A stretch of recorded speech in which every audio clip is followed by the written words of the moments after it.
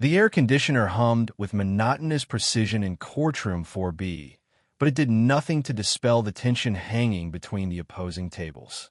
Callan Week sat with his back straight, jaw set, hands folded neatly on the polished oak surface before him. At 41, his dark hair had begun to gray at the temples, not from age, but from the 18 months of calculated stress that had led to this moment.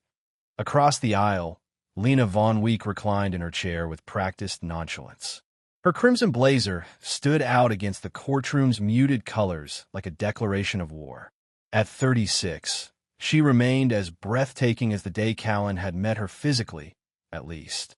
Whatever beauty he'd once seen beneath the surface had withered away, replaced by something cold and calculating. Beside her sat Sebastian Crowley, her attorney. The man's $1,000 suit and manicured nails screamed of privilege that hadn't been earned but inherited. His smirk as he shuffled through documents made Callan's stomach turn, but he kept his expression neutral. "Your Honor," Sebastian said, rising to his feet with theatrical confidence.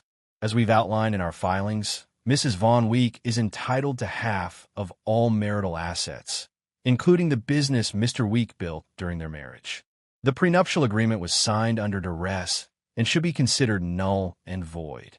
Judge Eleanor Barnes, a woman whose 30 years on the bench had left her face creased with permanent skepticism, peered over her reading glasses. "Mr. Crowley, we've heard your arguments at length. What I haven't heard is substantive evidence of this alleged duress." Sebastian's confidence didn't waver. "Your Honor, my client was vulnerable because she was in love." Judge Barnes interrupted, raising an eyebrow. A few quiet chuckles rippled through the courtroom. Callan didn't join them. He hadn't come here for entertainment. Sebastian cleared his throat. Mrs. Von Week sacrificed her own career prospects to support her husband's business ventures. "She was instrumental in spending my money," Callan muttered, just loud enough for his own attorney to hear. Ronan Baxter, a man whose silver hair and piercing gaze had intimidated opponents for 3 decades, placed a steadying hand on Callan's arm. "Patience," he whispered. "It's almost time." Across the aisle, Lena leaned toward Sebastian, whispering something that made him smile. She caught Callan's eye and held his gaze, her lips curving into a smirk. "You should smile more, Callan," she called across the divide. "It's just money, after all." The gallery murmured at the provocation. Judge Barnes rapped her gavel once. "Mrs. Von Week, address the court, not your spouse." Sebastian straightened his tie. "As I was saying, Your Honor, my client is entitled to half of everything, including the Week Enterprises holdings valued at approximately $12 million, the primary residence valued at $2.5 million, and various investments and assets totaling another $3 million. Lena's eyes gleamed at the numbers. "We're also requesting exclusive rights to the vacation property in Aspen and both vehicles, given that Mr. Week has the means to replace them easily through his business connections." Judge Barnes made a note, then glanced at Ronan. "Mr. Baxter, your response?" Ronan rose slowly, deliberately, a man who knew the power of a well-timed pause. "Your Honor, we have sat quietly through Mr. Crowley's creative interpretation of both the law and the facts. Now, we would like to present evidence that renders these proceedings moot." Sebastian scoffed. "Your Honor, if they had exonerating evidence, they would have presented it during discovery. This evidence," Ronan continued, unruffled, "came into our possession only yesterday evening. It directly pertains to matters of legal ethics that impact these proceedings." Judge Barnes frowned. "Approach the bench, both of you." As the attorneys moved forward, Callan caught Lena's eye again. Gone was the smirk, replaced by the first flicker of uncertainty. Good. He wanted her to feel it, that first inkling that perhaps she'd miscalculated. After a heated, whispered exchange that Callan couldn't hear, Judge Barnes nodded. "I'll allow it. Mr. Week, would you like to address the court?" Callan stood, buttoning his jacket as he did so.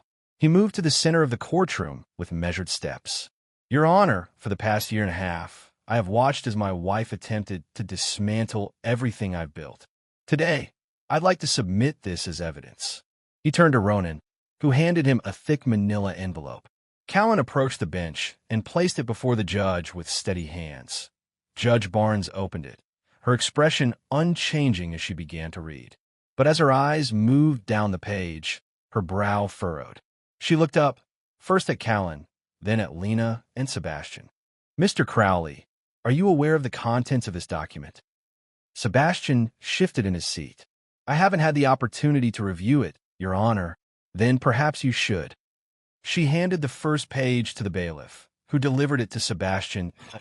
As he read, the color drained from his face.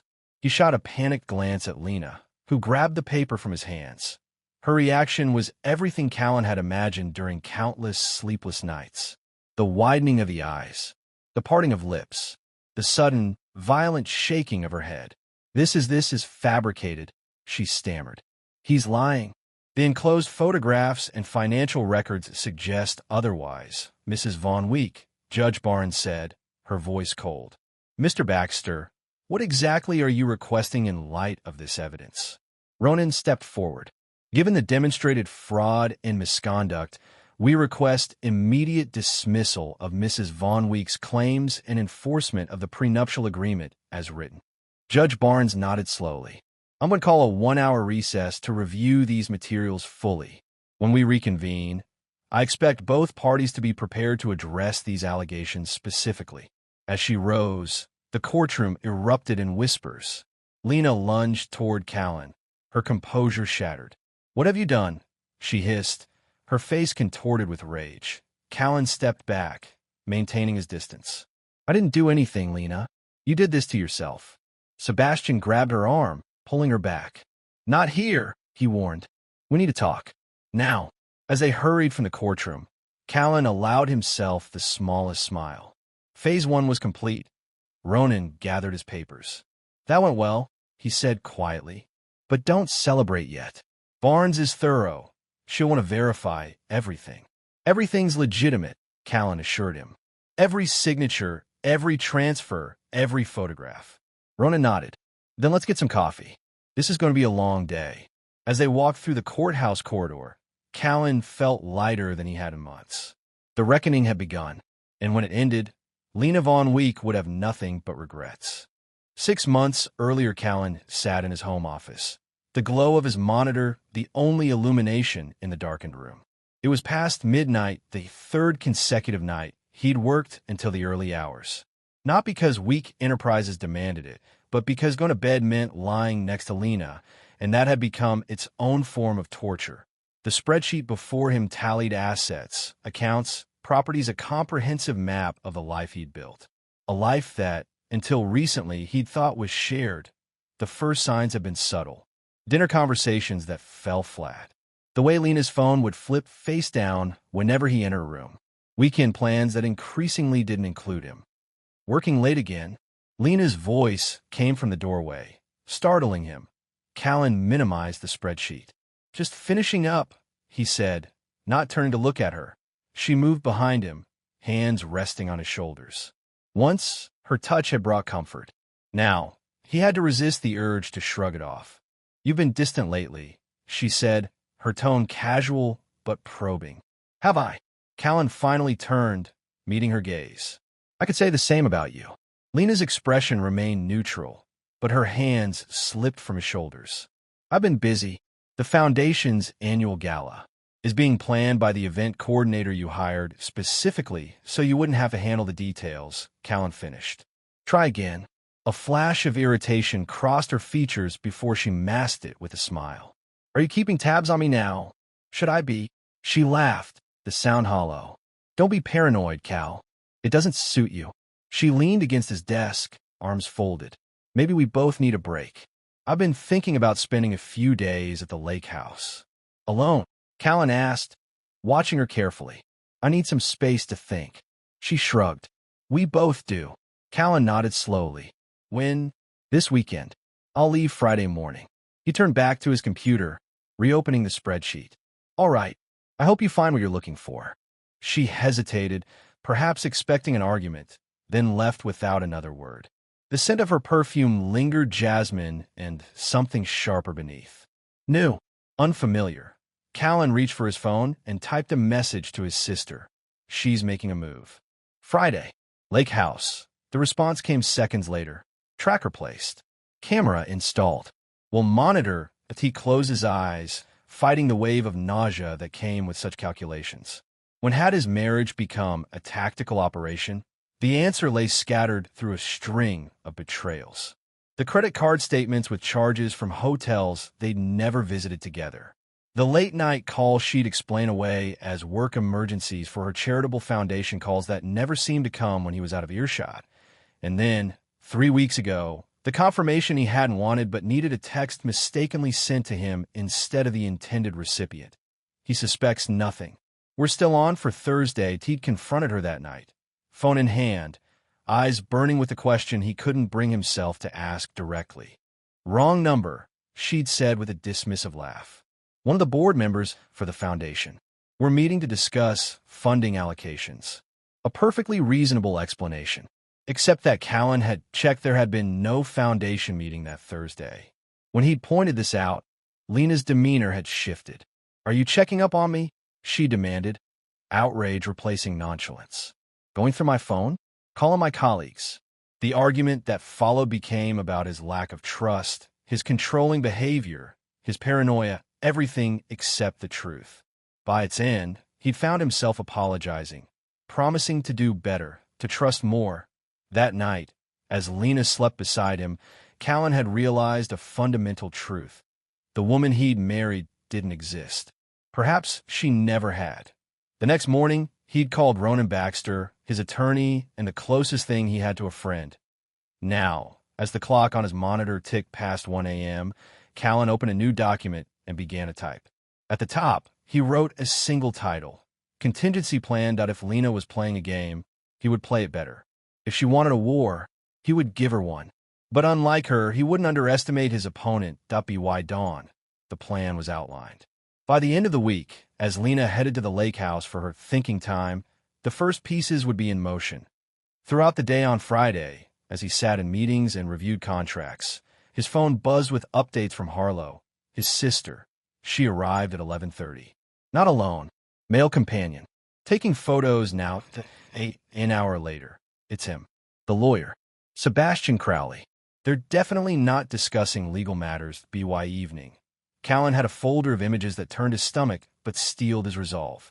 His wife and her attorney, caught in embraces that obliterated any pretense of professional boundaries that on Sunday night. When Lena returned home with a forced smile and vague stories about clearing her head, Callan greeted her with equal pretense.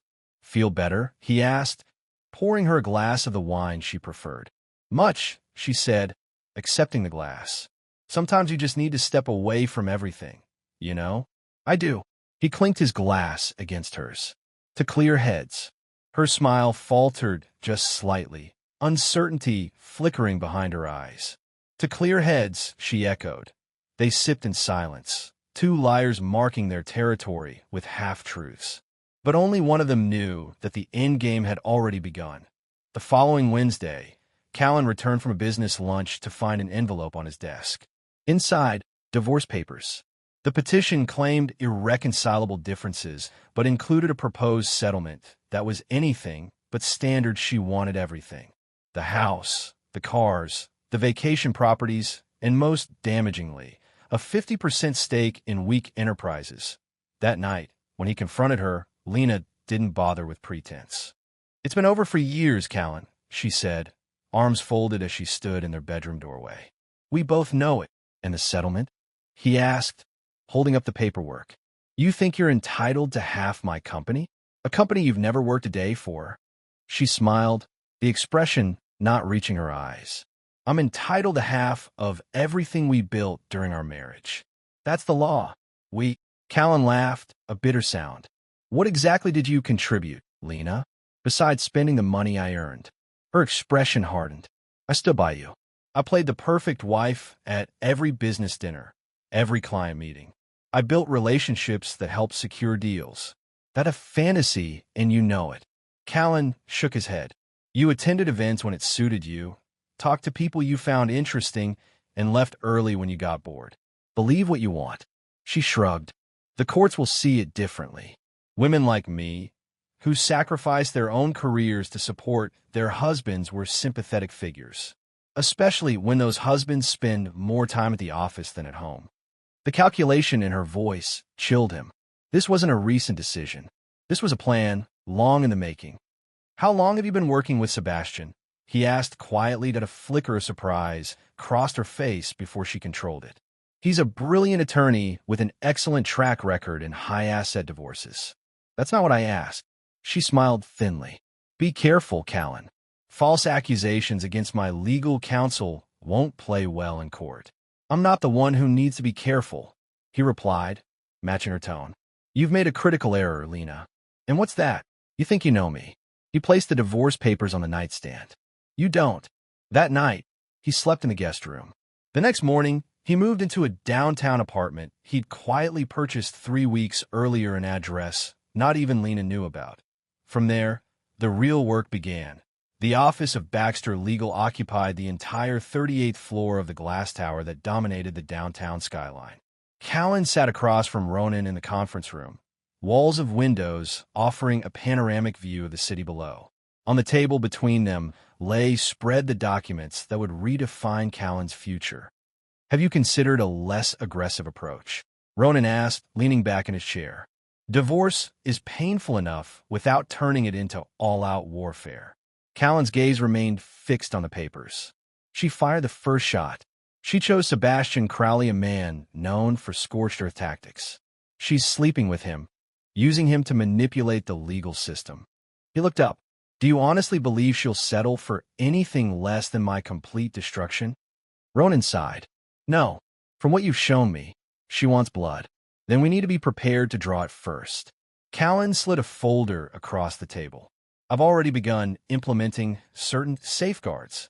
Ronan raised an eyebrow as he opened the folder.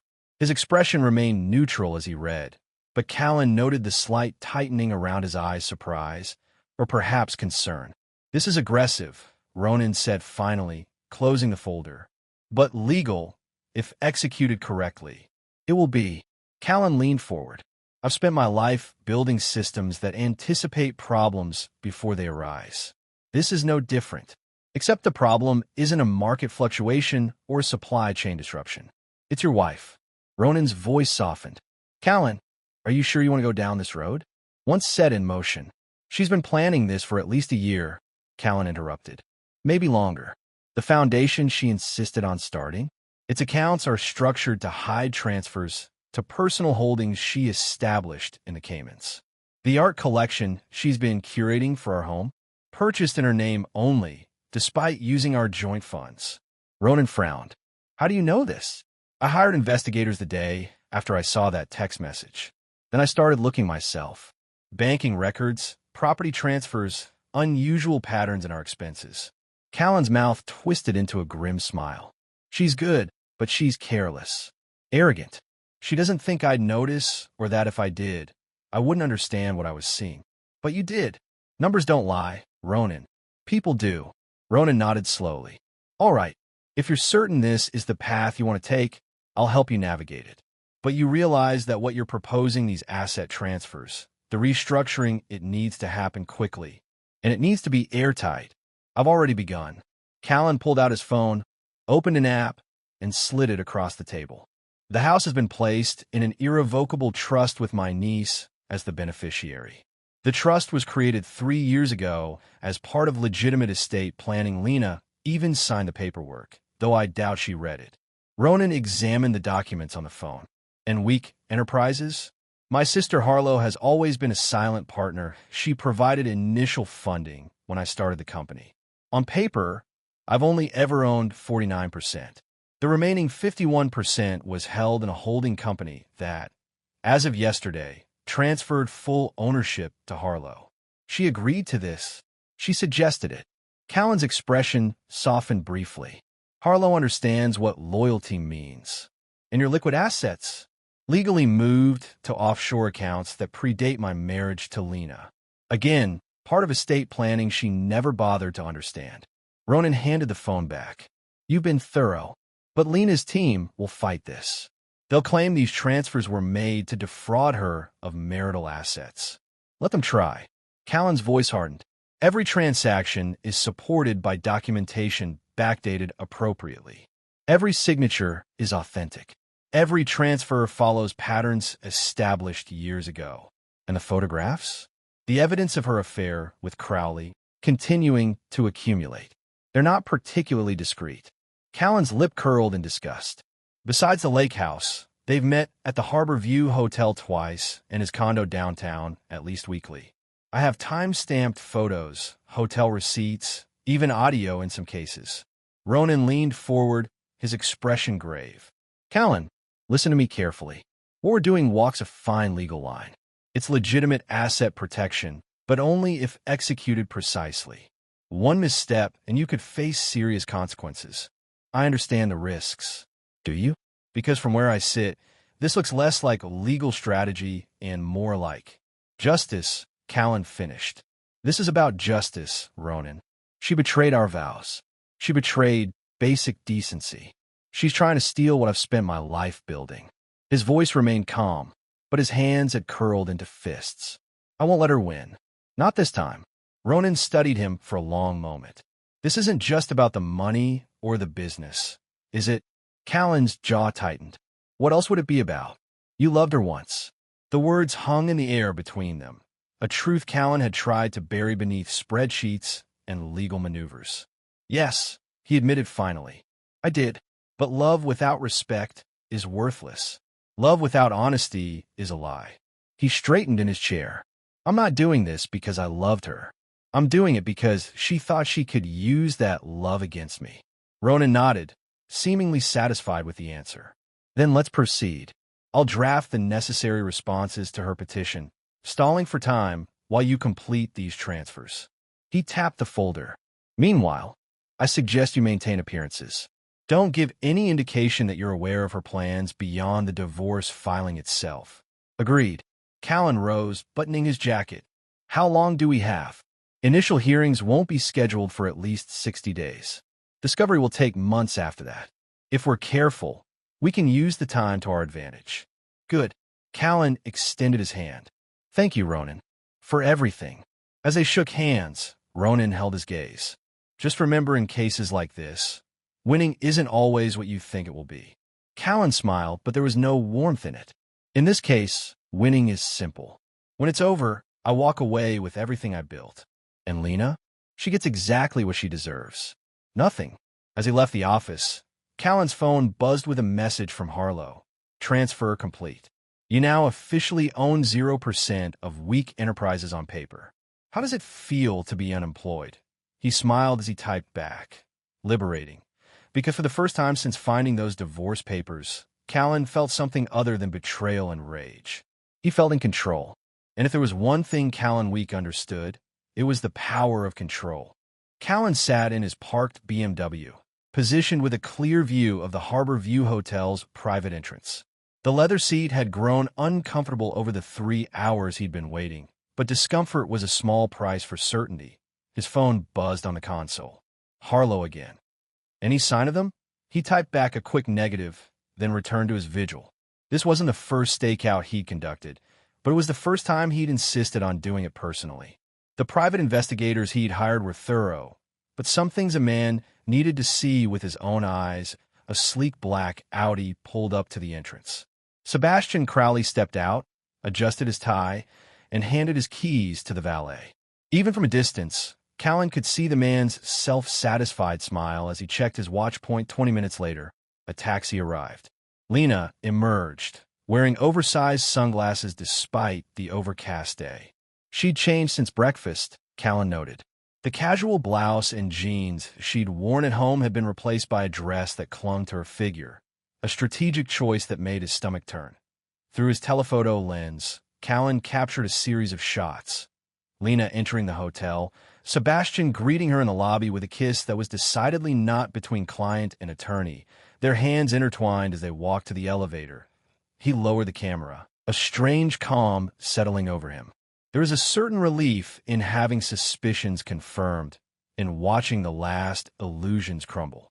The woman walking into that hotel wasn't just betraying her husband, she was making a mockery of the legal system itself. Got them, he texted Harlow, attaching one of the photos. Both arrived separately, meeting in the hotel. Need me to call with a fake emergency so you can leave? Came a reply, no. I need to see this through. He settled in to wait, reviewing emails on his tablet. 2 hours later, Sebastian emerged alone, looking rumpled despite his expensive suit. 30 minutes after that, Lena appeared, her hair freshly styled, lipstick reapplied. Acting skills Callan had once admired now revealed themselves as weapons in her arsenal of deception. He watched her hail a taxi. His phone rang. The caller ID showed Ronan Baxter. I'm assuming you're not at the office, Ronan said when Callan answered. Just wrapping up some personal business, Callan replied, starting his car as Lena's taxi pulled away. What's happened? Sebastian Crowley just filed additional motions in your case. He's requesting an emergency hearing on temporary support and exclusive use of the primary residence. Callan laughed, a short, bitter sound. Interesting timing. Callan. Ronan's voice sharpened. Tell me you're not doing anything that could compromise our position. I'm gathering evidence, Ronan. Evidence that my wife is having an inappropriate relationship with her legal counsel. Evidence that said counsel is using that relationship to manipulate the legal process for his own benefit and hers. A heavy sigh came through the speaker. While I appreciate the initiative, this kind of surveillance could backfire spectacularly if not handled correctly. It's being handled correctly, Callan assured him, pulling into traffic to follow Lena's taxi at a discreet distance. The photographers are licensed. The footage is obtained in public places or locations where there's no expectation of privacy. Everything is time-stamped and authenticated. And what exactly do you plan to do with this evidence? Callan watched as Lena's taxi turned toward their neighborhood her neighborhood now. He'd moved out weeks ago, though he still kept clothes there and occasionally stayed overnight to maintain appearances. Exactly what you'd expect, he said. File an ethics complaint against Sebastian. Use the conflict of interest to have him removed from a case. And ensure the judge understands exactly who they're dealing with. And if that doesn't work, judges have seen worse without blinking. Then we move to Plan B. Callan's voice hardened. We make it personal. The silence on the other end stretched until Ronan finally spoke. I won't ask what that means. Just promise me you won't cross any legal lines. I can defend aggressive tactics. I can't defend illegal ones. Everything I do will be completely legal, Callan promised. Unethical? Perhaps. But no more so than what they're doing. That's a dangerous line of reasoning, Ronan warned. It's the only reasoning that works against people who don't recognize boundaries. After ending the call, Callan continued following the taxi until it turned onto the street where the home he'd purchased 7 years ago stood, a modern masterpiece of glass and steel that had once represented everything he'd achieved. Now, it was just another battleground that he parked 2 blocks away and watched as Lena entered the house. Through the large windows, he could see her moving through the front rooms, phone to her ear, likely reporting to Sebastian that their latest maneuver had been executed. His own phone buzzed with an email notification. The subject line read, Emergency hearing scheduled week versus week. The date was set for 3 days later. They were trying to rush the process, hoping to secure advantages before he could properly respond. A classic tactic from Sebastian's playbook, designed to pressure opponents into unfavorable settlements. Callan smiled grimly. They still thought they were dealing with an ordinary man, wounded by betrayal and desperate to avoid public exposure. They had no idea what was coming that he started his car and drove to his new apartment downtown, a sleek, minimalist space lacking all the personal touches that had made his house a home. But it served its purpose, a command center from which to wage his private war. Inside, he spread the day's photographs across his dining table, examining each one with clinical detachment. Then he opened his laptop, logged into a secure server, and added them to the growing file labeled as C+LV evidence. Next, he placed a call to a number not saved in his contacts. This is Jackson, answered a gruff voice. It's weak. I need something on Sebastian Crowley. Something beyond the affair. Professional or personal. Both. Whatever you can find that would make the State Bar Association take notice. Callan paused, and anything that might explain his sudden interest in weak enterprises specifically. You think there's more to it than just a divorce? Sebastian specializes in high-asset divorces, but he usually aims for quick settlements with minimal publicity. This aggressive approach isn't his style unless there's something specific he wants. "I'll look into it," Jackson promised. "My usual fee, double it if you find something substantive within 48 hours. After ending the call, Callan moved to the wall of his home office where a complex diagram had been pinned, a map of connections, properties, accounts, and relationships. At its center were two photographs, Lena and Sebastian. Around them, a web expanded outward, encompassing their known associates, financial holdings, and patterns of behavior. He added a new note beside Sebastian's image: "Emergency hearing seeking residents plus temp support." Why the rush? Then he stepped back, studying the entire picture. Some would call it obsessive. Callan preferred thorough. In business, he'd learned that patterns revealed intentions. People telegraphed their moves long before they made them, if you knew how to read the signs, and Callan had become very good at reading signs where Lena was concerned. His phone buzzed again. "Harlow." Lena just called the foundation. Asked if they could expedite the quarterly disbursement to her personal project fund. "They told her it had to go through you first," Callan frowned. The foundation, Lena's pet project that he'd funded as an anniversary gift 3 years ago, operated independently, but major financial decisions required joint approval. Her personal project fund was supposedly for mentoring underprivileged women in business. In reality, it functioned as her private slush fund, with minimal oversight. "Tell them to delay," he replied. "Say I'm traveling and unavailable to approve large transfers until next week." Already done. She wasn't happy. "Threatened to call an emergency board meeting to override you. Let her try. The bylaws require 72 hours notice for any meeting. By then, we'll have had the hearing." He added another note to his diagram: "LV seeking quick cash foundation route." The pattern was becoming clearer. Lena needed money, and she needed it fast. The question was, why? He turned to his laptop and opened a specialized program designed for financial analysts.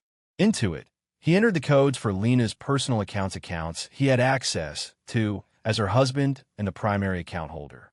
Ethically questionable, perhaps, but no more so than her actions. The program displayed her recent transactions, highlighting unusual patterns. Nothing immediately suspicious appeared, but a series of cash withdrawals over the past month totaled just under $50,000, small enough individually to avoid triggering alerts, but collectively significant. He photographed the screen, added the image to his evidence file, then logged out. Another piece of the puzzle, though he wasn't yet sure where it fit, that a notification appeared on his phone. The security system at the house had been activated. Lena was leaving again. He checked the time: 8:47 p.m. Too late for foundation business. Too early for dinner. Another meeting with Sebastian, perhaps? He considered following her again, but decided against it. Jackson would handle the surveillance tonight. Callan had other preparations to make for the emergency hearing. Opening his safe, he removed a small voice recorder and a USB drive. The recorder contained conversations between himself and Lena from the past month, conversations where she had unwittingly revealed aspects of her strategy. The USB drive held financial records that contradicted the declarations she'd filed with the court. Tomorrow, he would deliver both to Ronan. The day after, they would be ready for whatever Sebastian and Lena threw at them in court. Callan poured himself 2 fingers of scotch and walked to the window. From his 32nd floor apartment, the city spread out before him, a tapestry of lights against the darkening sky. Somewhere out there, Lena was plotting his downfall, confident in her ability to outmaneuver him. He raised his glass in a silent toast. Let her plot. Let her scheme. In the end, only one of them would be left standing, and Callan Week had no intention of falling. The emergency hearing went exactly as Callan had predicted: a theatrical performance by Sebastian, countered by Ronan's cool professionalism. The judge, unimpressed by either side's urgency, ordered the status quo maintained until proper financial disclosures could be reviewed. No exclusive use of the residence. No emergency support payments. That a minor victory, but not the decisive blow Callan sought. Now, 2 weeks later, he sat across from Harlow in a private dining room at Vespri, an upscale Italian restaurant frequented by the city's business elite. His sister, 3 years his senior and infinitely more cynical, cut into her salmon with surgical precision. She tried accessing the Aspen property yesterday, Harlow said between bites. The management company called to verify her authorization after the new security protocols flagged her attempt. Callan nodded, making a note on his phone. And they followed the script exactly. Very apologetic, but unfortunately, Mrs. Weeks' access had been temporarily suspended pending review by the owner. That's me, of course, though they didn't specify that part. How did she react? Harlow smiled thinly. According to the manager, and I quote, like someone had just told her dog died. Demanded to speak to you directly. When that didn't work, she threatened legal action. Let her try, Callan murmured. The property was purchased before our marriage. It's never been in joint names. She may not know that, Harlow pointed out. You've never been one to discuss the details of your holdings, even with your wife. Especially with my wife, as it turns out. He set down his fork, his appetite diminished. Any movement on the credit cards? Harlow pulled out her tablet, tapped through several screens, then turned it toward him. 4 attempts to use the platinum card in the past week. All declined. She hasn't tried the others yet. The screen showed transaction attempts at Bergdorf Goodman, a high-end restaurant, a jewelry store, and most recently, a luxury car dealership. A car dealership? Callan raised an eyebrow. Maserati, specifically. Harlow's tone was dry. Apparently, she's in the market for a new vehicle. A modest $70,000 upgrade from her current Mercedes. Which is still in my name, Callan noted. As is the insurance. Speaking of which, Harlow swiped to another screen. I had the coverage modified as you requested. The Mercedes is still insured, but only for you as the driver. Anyone else is no longer covered. Has she noticed? Not yet, but she will if she gets pulled over or, God forbid, has an accident. Harlow studied him over the rim of her wine glass. You're playing a dangerous game, little brother. I'm protecting what's mine by pulling financial support out from under her bit by bit, like a game of high-stakes Jenga. She set down her glass. Don't misunderstand. I fully support destroying her. I just want you to recognize the risk. Push too hard, too fast, and she might realize what's happening before all the pieces are in place.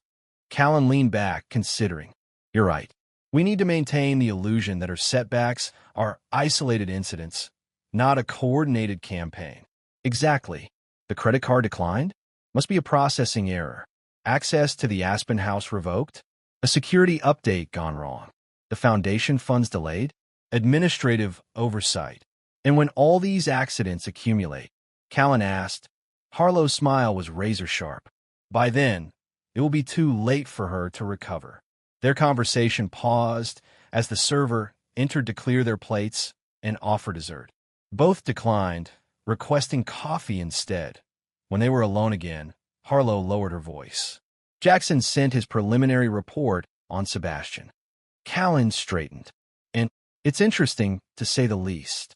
She slid a folder across the table, keeping it partially concealed beneath her napkin. Your instincts were right. Sebastian's interest in weak enterprises goes beyond the divorce settlement. Callan opened the folder, scanning the contents quickly. His eyes narrowed as he read. He's representing Meridian Partners in their acquisition talks, he said, looking up sharply. That's a direct conflict of interest.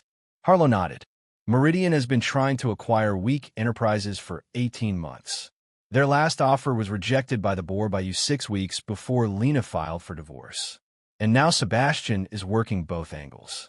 Callan's jaw tightened. If Lena gets her half of the company in the divorce, she could force a sale to Meridian, Harlow finished. And Sebastian collects fees from both transactions. Does Lena know? Unknown. Jackson is still digging. But here's the interesting part. Harlow tapped a paragraph near the bottom of the page. Sebastian's firm is in financial trouble. 3 partners left last quarter, taking major clients with them. He needs a big win. The server returned with their coffee. Callan waited until they were alone again before responding. So his aggressive approach isn't just his standard playbook. It's desperation. He took a sip of his coffee, mind racing. This changes things. We need to accelerate. Accelerate what exactly? Harlow's tone was cautious. The mortgage on the house. Callan said. Move it from suspended to active foreclosure proceedings.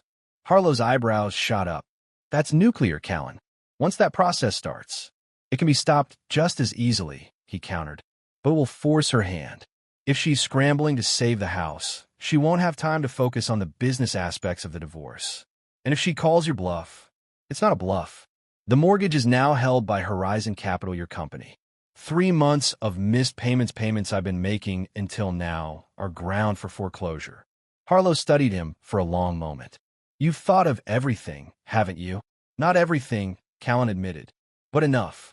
Sebastian wants weak enterprises. Lena wants the money it will bring when sold to Meridian. Neither of them will get what they want. And what about you? Harlow asked softly.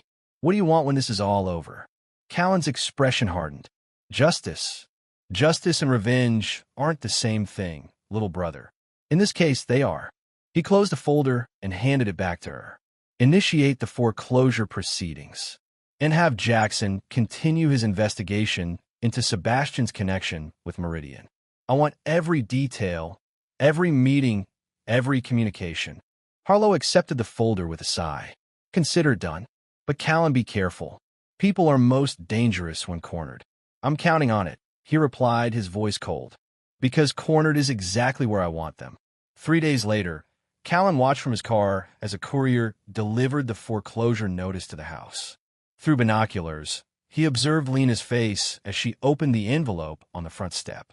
The progression of emotions, confusion, disbelief, rage played across her features like scenes in a familiar film.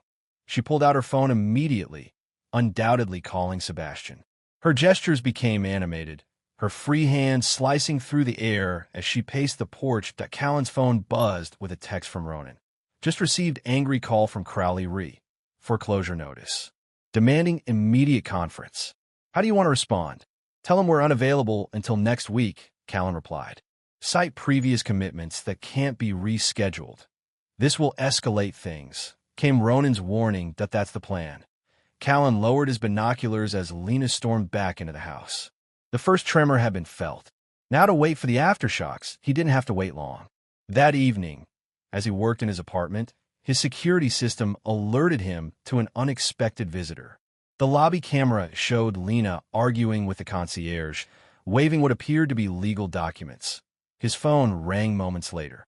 Mr. Week, the concierge said, there's a woman here who claims to be your wife. She's insisting on coming up to your unit. My soon-to-be ex-wife, Callan corrected calmly. Does she have a key to the building? No, sir. Then she doesn't have authorization to enter. Please inform her that if she has documents to deliver, she can do so through proper legal channels. Yes, sir. Would you like me to call security? Callan considered the question. Not yet. Give her the option to leave the documents with you for delivery. If she refuses or becomes disruptive, then yes, please involve security. He ended the call and moved to his window, which offered a partial view of the building's entrance. 5 minutes later, Lena emerged, face flushed with anger. She looked up, scanning the windows as if she could pinpoint his location through sheer force of will.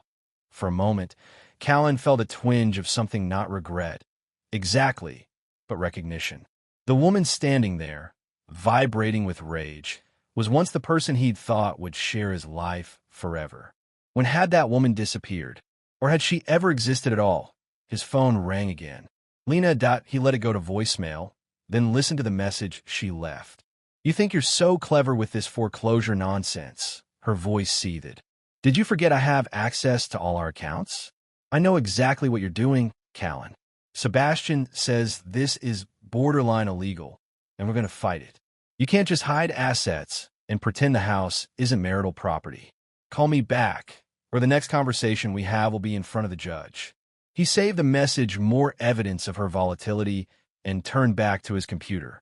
His email showed a new message from Jackson, marked urgent. The subject line read simply, meeting confirmed. Tomorrow, Meridian offices, 3 p.m. The body contained only an attachment, a calendar invitation forwarded from Sebastian's email account to Lena's, confirming a meeting with Meridian Partners CEO to discuss potential acquisition opportunities. Callan forwarded the email to Ronan with a brief message. Smoking gun. Within minutes, his phone rang. "Where did you get this?" Ronan demanded without preamble. "Does it matter?" "It absolutely matters if it was obtained illegally," Ronan snapped. "I cannot and will not present illegally obtained evidence in court." "It was forwarded by a confidential source with legitimate access," Callan assured him. "The provenance can be established if necessary." Ronan's sigh was audible. "This is a significant conflict of interest. Sebastian representing both Lena in your divorce and Meridian in their attempt to acquire your company? The Bar Association would have a field day." "Exactly. So what's our next move?" "We don't do anything yet. We let them have their meeting. We let Sebastian dig himself deeper into this ethical quagmire. And then, when the time is right, we present this evidence as part of a comprehensive ethics complaint." "And when is the right time?" Callan pressed. "When it will do maximum damage," Ronan replied, his tone hardening. "You wanted a war, Callan. This is how wars are won, not with impulsive strikes, but with carefully timed offensives." After ending the call, Callan returned to his workstation, where a complex timeline of events was displayed across 3 monitors. To it, he added a new entry: Meeting C, LV, and Meridian CEO. Potential acquisition discussion. The pieces were aligning perfectly. Lena, facing financial pressure from the foreclosure and credit restrictions, would be increasingly desperate for a quick resolution.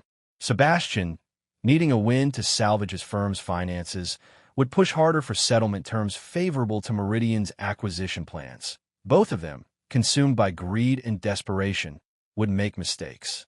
And Callan would be waiting, ready to capitalize on every misstep. He opened a secure server where he stored his evidence and created a new folder, Ethics Complaint SC. Into it, he placed copies of the meeting invitation, the surveillance photos, the financial records showing Sebastian's firm's precarious position, and a draft of the formal complaint he would eventually file. The foundation was laid. Now it was simply a matter of timing, and Callan Week had always been a patient man. The conference room at Baxter Legal hummed with tension. Callan sat at one end of the polished oak table, Ronan at his side. Across from them, Lena's rigid posture betrayed her fury despite her composed expression. Sebastian, looking less polished than usual, had loosened his tie and rolled up his sleeves, the picture of a man working tirelessly for his client. Between them lay scattered documents, financial disclosures, asset inventories, proposed settlement terms, the detritus of a marriage being dismantled piece by piece. "This foreclosure action is pure harassment," Sebastian said, jabbing a finger at the notice. "The mortgage has never been in arrears. Callan has controlled those payments throughout the marriage. The mortgage is now held by Horizon Capital," Ronan replied calmly. "Their payment records indicate 3 missed payments. Whatever arrangements existed previously with the original lender are no longer applicable." Horizon Capital, Sebastian scoffed, conveniently owned by Harlow Week. "This is transparent asset manipulation, and the court will see it for exactly what it is." Callan remained silent, watching Lena rather than Sebastian. Her eyes flickered with each exchange, calculating, reassessing. She was the real threat in the room. Sebastian was merely her instrument. "My client has been more than generous in his proposed settlement," Ronan continued, sliding a document across the table. $50,000 cash, continued health insurance coverage for 1 year, and a Mercedes transferred fully into Mrs. Week's name, of course. Lena laughed to sound brittle. "Generous? Are you joking? After 12 years of marriage, he offers me a pittance and expects gratitude. 12 years during which you contributed nothing to the acquisition of assets," Callan said, breaking his silence. "Nothing to the growth of Week Enterprises. Nothing except spending money you didn't earn. I built your social connections," Lena snapped. "I managed our home, our social calendar, our reputation. You managed your shopping schedule," Callan corrected, his tone icy. "You attended events when it suited you, left when you were bored, and embarrassed me more often than not with your behavior." Sebastian raised a hand.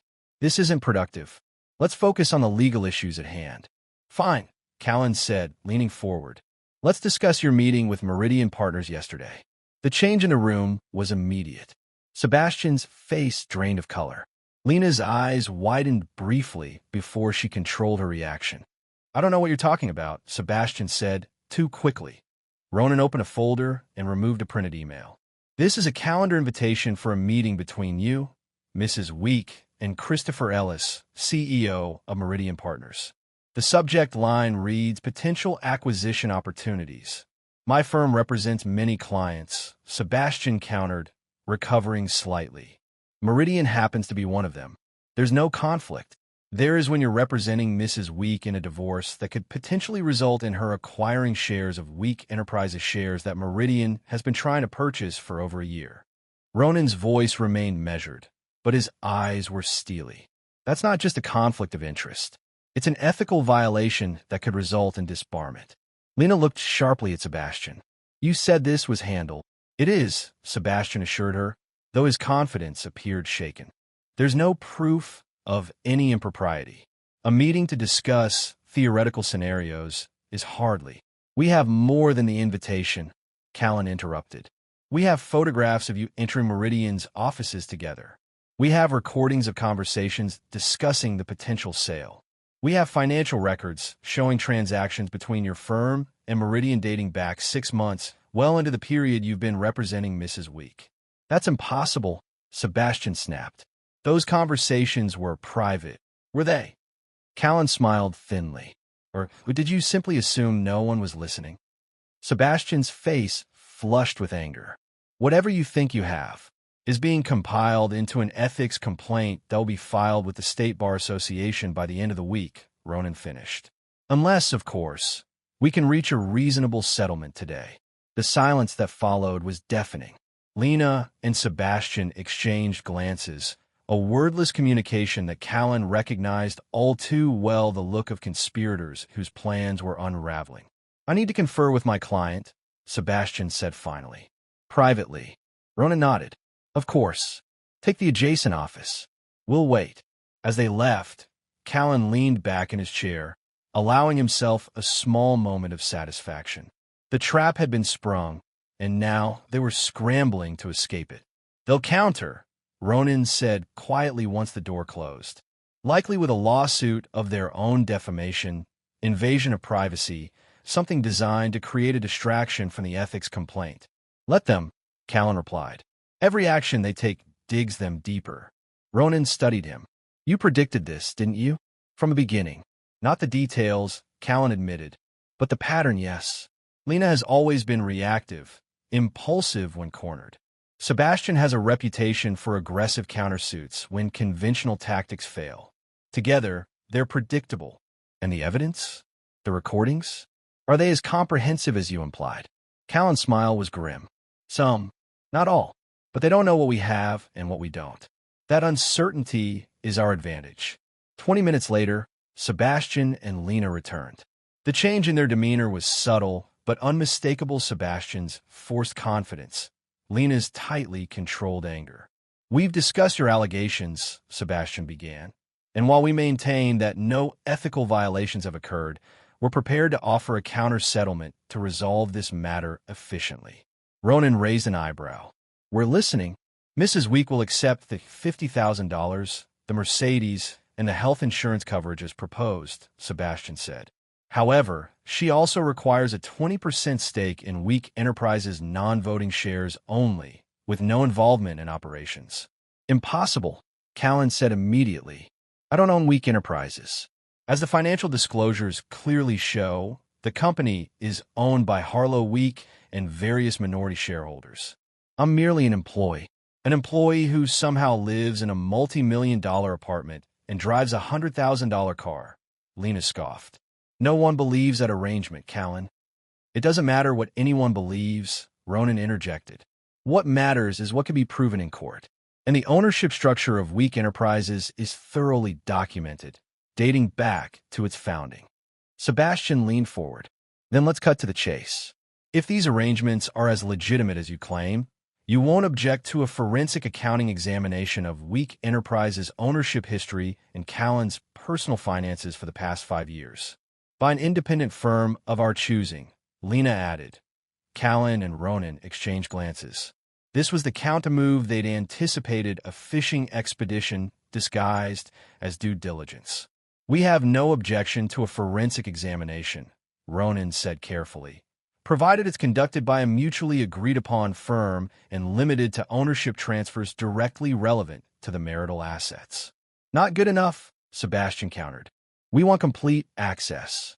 "You're in no position to make demands," Callan interrupted, his patience thinning. "Not when you're facing an ethics complaint that could end your career. So here's our counter. Mrs. Week accepts our original offer, signs a confidentiality agreement regarding all matters related to Week Enterprises, and you, Mr. Crowley, voluntarily recuse yourself from representing her due to the conflict with Meridian." Sebastian's face darkened. "That's not going to happen." "Then neither is your forensic examination." Callan gathered his papers, signaling an end to the discussion. "We're done here." "You think you've won," Lena said, her voice low and dangerous. "But you've just guaranteed this gets uglier." Callan met her gaze. "It was always going to be ugly, Lena. You made sure of that when you decided to take what isn't yours." As they left the conference room, Sebastian placed a hand on Lena's arm, leaning close to whisper something. She nodded, her expression hardening with resolve. In the elevator," Ronan sighed. "That could have gone better." "It went exactly as expected," Callan replied. "They're going to file a lawsuit, probably alleging fraud in the transfer of assets. They'll request an emergency injunction to freeze everything while they conduct their investigation. And you're prepared for that. Every transfer is documented, legitimate, and predates any marital issues by years. Let them investigate. They'll find nothing that won't stand up in court." Back in his office, Ronan poured them each a drink. "To meticulous planning," he said, raising his glass. Callan raised his own, but didn't drink immediately. "There's something else we need to discuss. Something I've been tracking that doesn't quite fit the pattern." "Go on." "Lena's cash withdrawals. 50,000 in small amounts over the past month.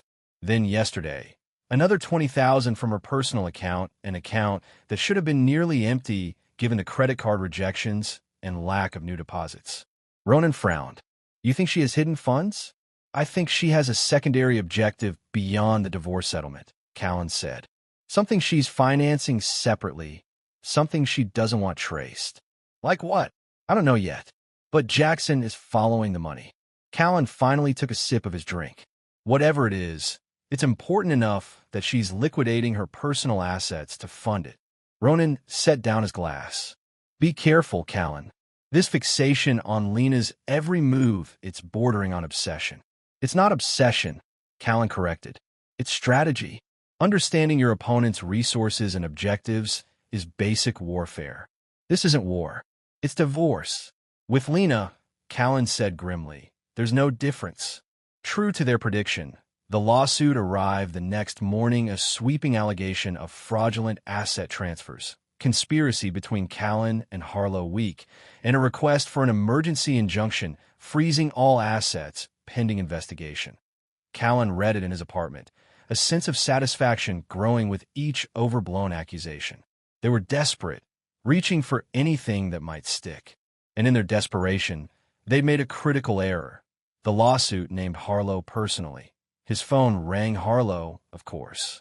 "Did you see it?" she asked without preamble. "Just reading it now," Callan replied. "Thoughts?" "They've made a serious mistake bringing me into this directly," Harlow said, her voice cool. "Week Enterprises is now officially involved as a third party to their divorce, which means our corporate counsel will be filing a response. And our corporate counsel is Martinez and Kwan. Specifically, Elizabeth Martinez, who, as you know, sits on the ethics committee of the State Bar Association alongside Judge Barnes' husband." Harlow's satisfaction was audible. "Small world, isn't it?" "Remarkably small," Callan agreed. "And their response will focus on Sebastian's conflict of interest with Meridian, naturally. We'll be requesting his immediate disqualification from the case and sanctions for filing a frivolous lawsuit without proper due diligence." Callan smiled. "Perfect. And Lena, once Sebastian is disqualified, she'll be left scrambling for new representation. No reputable attorney will touch this case with the ethics complaint pending. She'll be forced to either settle on our terms or proceed pro se. She won't settle, Callan said with certainty. Her pride won't allow it. Then she'll lose everything, Harlow replied simply. No attorney, no financial resources, no credibility with the court. It's checkmate in 3 moves. Callan ended the call and walked to his window, watching the city below. The lawsuit had been their last desperate gambit, a high-risk move born of panic and poor judgment. Now it would become the instrument of their destruction. His phone buzzed with a text from Jackson. Found the money trail. Meeting in 30 at the usual place, Callan grabbed his jacket. Whatever Lena was planning with that cash, he was about to find out. And knowledge, as always, was power. The courtroom felt smaller today, more confining, as if the walls themselves were pressing in to witness the final act of the drama. Callan adjusted his tie, a gesture of calm amid the storm brewing around him. Beside him, Ronan arranged documents with methodical precision, each folder color-coded and labeled. Across the aisle, Lena sat alone, her new attorney having withdrawn from the case just days ago, the third to do so since Sebastian's disqualification. Her crimson dress seemed a deliberate choice, a battle flag unfurled in defiance. Despite everything, Callan had to admire her resilience, misguided though it was. All rise, the bailiff announced as Judge Barnes entered the courtroom. The judge settled into her chair, surveying the room with practiced neutrality. Be seated. We're here for the final hearing in Week versus Week. I've reviewed the submissions from both parties, including Mrs. Week's request to represent herself after the withdrawal of counsel. She turned to Lena. Mrs. Week, while I understand your frustration with the succession of attorneys who have withdrawn from your case, I must caution you that proceeding without legal representation in a matter of this complexity is ill-advised. Lena's chin lifted. I understand, Your Honor, but I'm prepared to proceed. Judge Barnes nodded, unconvinced. Very well. Mr. Baxter, you may begin. Ronan stood. Thank you, Your Honor. Before addressing the proposed settlement terms, we believe it necessary to bring several matters to the court's attention that directly impact these proceedings. He approached the bench with a thick folder. What I'm presenting contains evidence of persistent misconduct that undermines the integrity of this case. Specifically, evidence of Mrs. Week's ongoing relationship with her former counsel, Sebastian Crowley, and their coordinated efforts to secure a disproportionate divorce settlement for the purpose of facilitating a business acquisition by Meridian Partners. A murmur rippled through the courtroom. Lena half rose from her seat, then seemed to think better of it, sinking back down. That's a serious allegation, Mr. Baxter, Judge Barnes said, accepting the folder. Mrs. Week will have the opportunity to respond, of course. Of course, Your Honor, Ronan agreed. Additionally, we have evidence of financial misconduct by Mrs. Week during the pendency of these proceedings. Specifically, the diversion of foundation funds for personal use and attempts to liquidate marital assets in violation of the court's standstill order. Judge Barnes opened the folder, her expression unchanging as she examined the first few pages. I see. And the relevance to today's hearing. These actions demonstrate a pattern of bad faith negotiation that has unnecessarily prolonged these proceedings and wasted judicial resources, Ronan explained. They also provide context for our client's protective measures regarding asset management, which Mrs. Week has characterized as financial abuse in her filings. The judge turned to Lena. Mrs. Week, do you wish to respond to these allegations before we proceed? Lena stood, smoothing her dress. Your Honor, what Mr. Baxter has presented is a distorted narrative designed to villainize me while distracting from the real issue, my husband's systematic concealment of marital assets. Do you deny the specific allegations regarding Mr. Crowley and Meridian Partners? Judge Barnes asked directly. Lena hesitated just long enough for Callan to know she was calculating her answer. My relationship with Mr. Crowley after his withdrawal as counsel is irrelevant to these proceedings, and any discussions with Meridian were exploratory only, contingent on the outcome of this divorce. I see. Judge Barnes made a note. And the financial transactions Mr. Baxter referenced. The foundation is my project, Lena said, her voice hardening. Funds were allocated according to established protocols for legitimate charitable purposes, including cash withdrawals totaling $70,000 in the past 6 weeks. Ronan interjected. "That's not," Lena began, then stopped herself. "Those funds were for a special initiative that required confidentiality." Judge Barnes raised an eyebrow. "Mrs. Week, are you prepared to provide documentation of this initiative and how these funds were utilized?" Lena's hesitation was more pronounced this time. "I would need time to compile those records, Your Honor." "I thought you might." Judge Barnes closed the folder and leaned forward. "Here's where we stand. I've reviewed the financial disclosures from both parties, including the supplemental documentation regarding Week Enterprises' ownership structure. I've also reviewed the prenuptial agreement, which, despite Mrs. Week's objections, appears properly executed and enforceable." She turned to Callan. "Mr. Week, your proposed settlement offers Mrs. Week $50,000, the Mercedes automobile, and continued health coverage for 1 year. Is that still your position?" "It is, Your Honor," Callan confirmed, speaking for the first time. "Mrs. Week, your counterproposal requests half of all marital assets, which you value at approximately $8 million, plus ongoing support of $15,000 monthly for 5 years. Is that accurate?" "Yes, Your Honor," Lena replied. "Given the length of our marriage and the lifestyle to which I've become accustomed." "The prenuptial agreement specifically addresses these issues," Judge Barnes interrupted. "And given the evidence presented regarding your conduct during these proceedings, I'm disinclined to set it aside." Lena's face paled. "Your Honor, that agreement was signed under circumstances that have been thoroughly examined by this court," Judge Barnes finished firmly, "including depositions from the attorneys present at its execution, all of whom testified to your competence and voluntary participation." She shuffled through some papers before continuing. "Based on the evidence before me, I'm prepared to rule as follows. The prenuptial agreement is valid and enforceable. Mr. Week's proposed settlement terms are consistent with that agreement and are hereby approved." A small gasp escaped Lena. Callan remained perfectly still, his expression neutral despite the vindication flooding through him. "Additionally," Judge Barnes continued, "given the evidence of misconduct presented today, I am referring the matter of Mr. Crowley's potential ethics violations to the State Bar Association for review.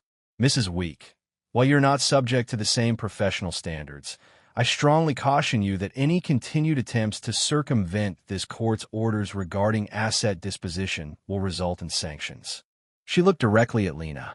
"Do you understand?" Lena nodded stiffly, her composure cracking.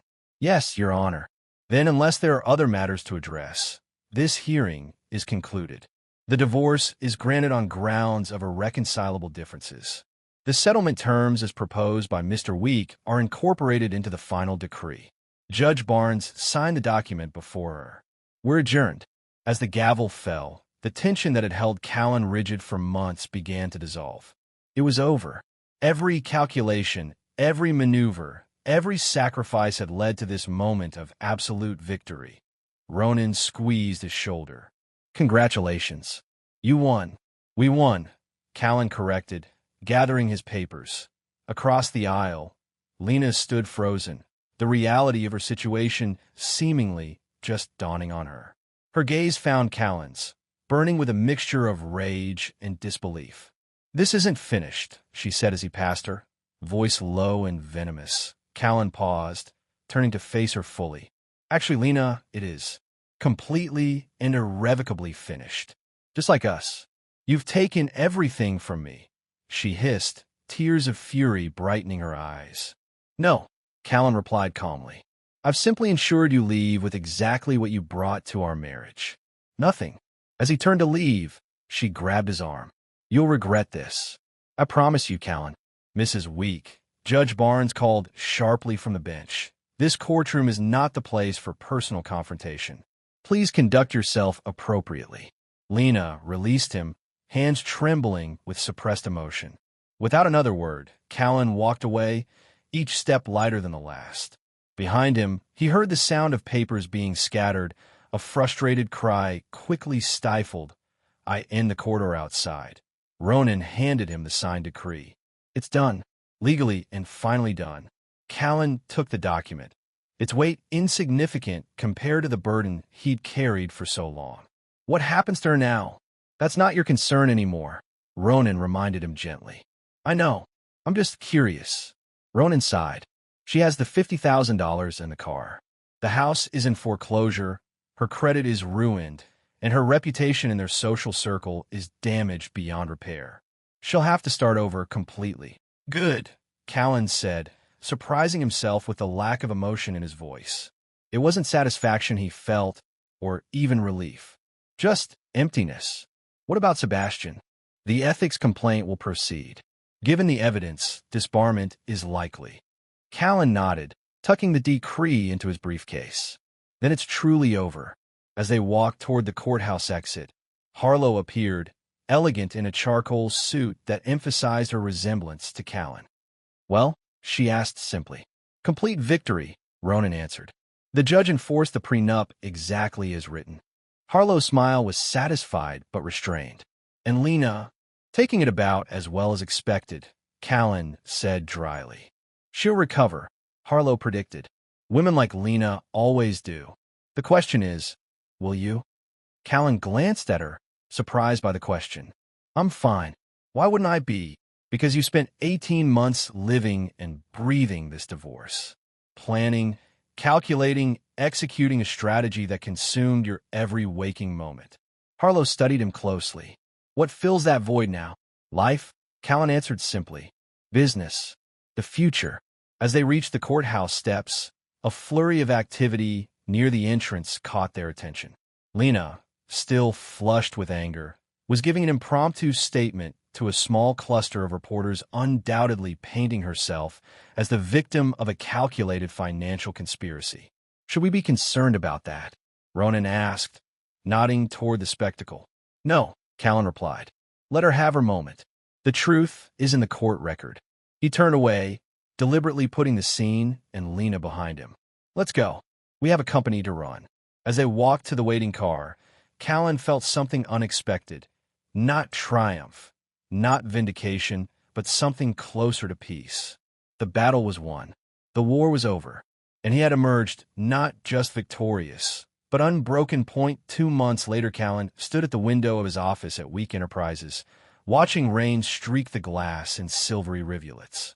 The city below was muted by the downpour, buildings blurred at the edges like watercolors bleeding into each other.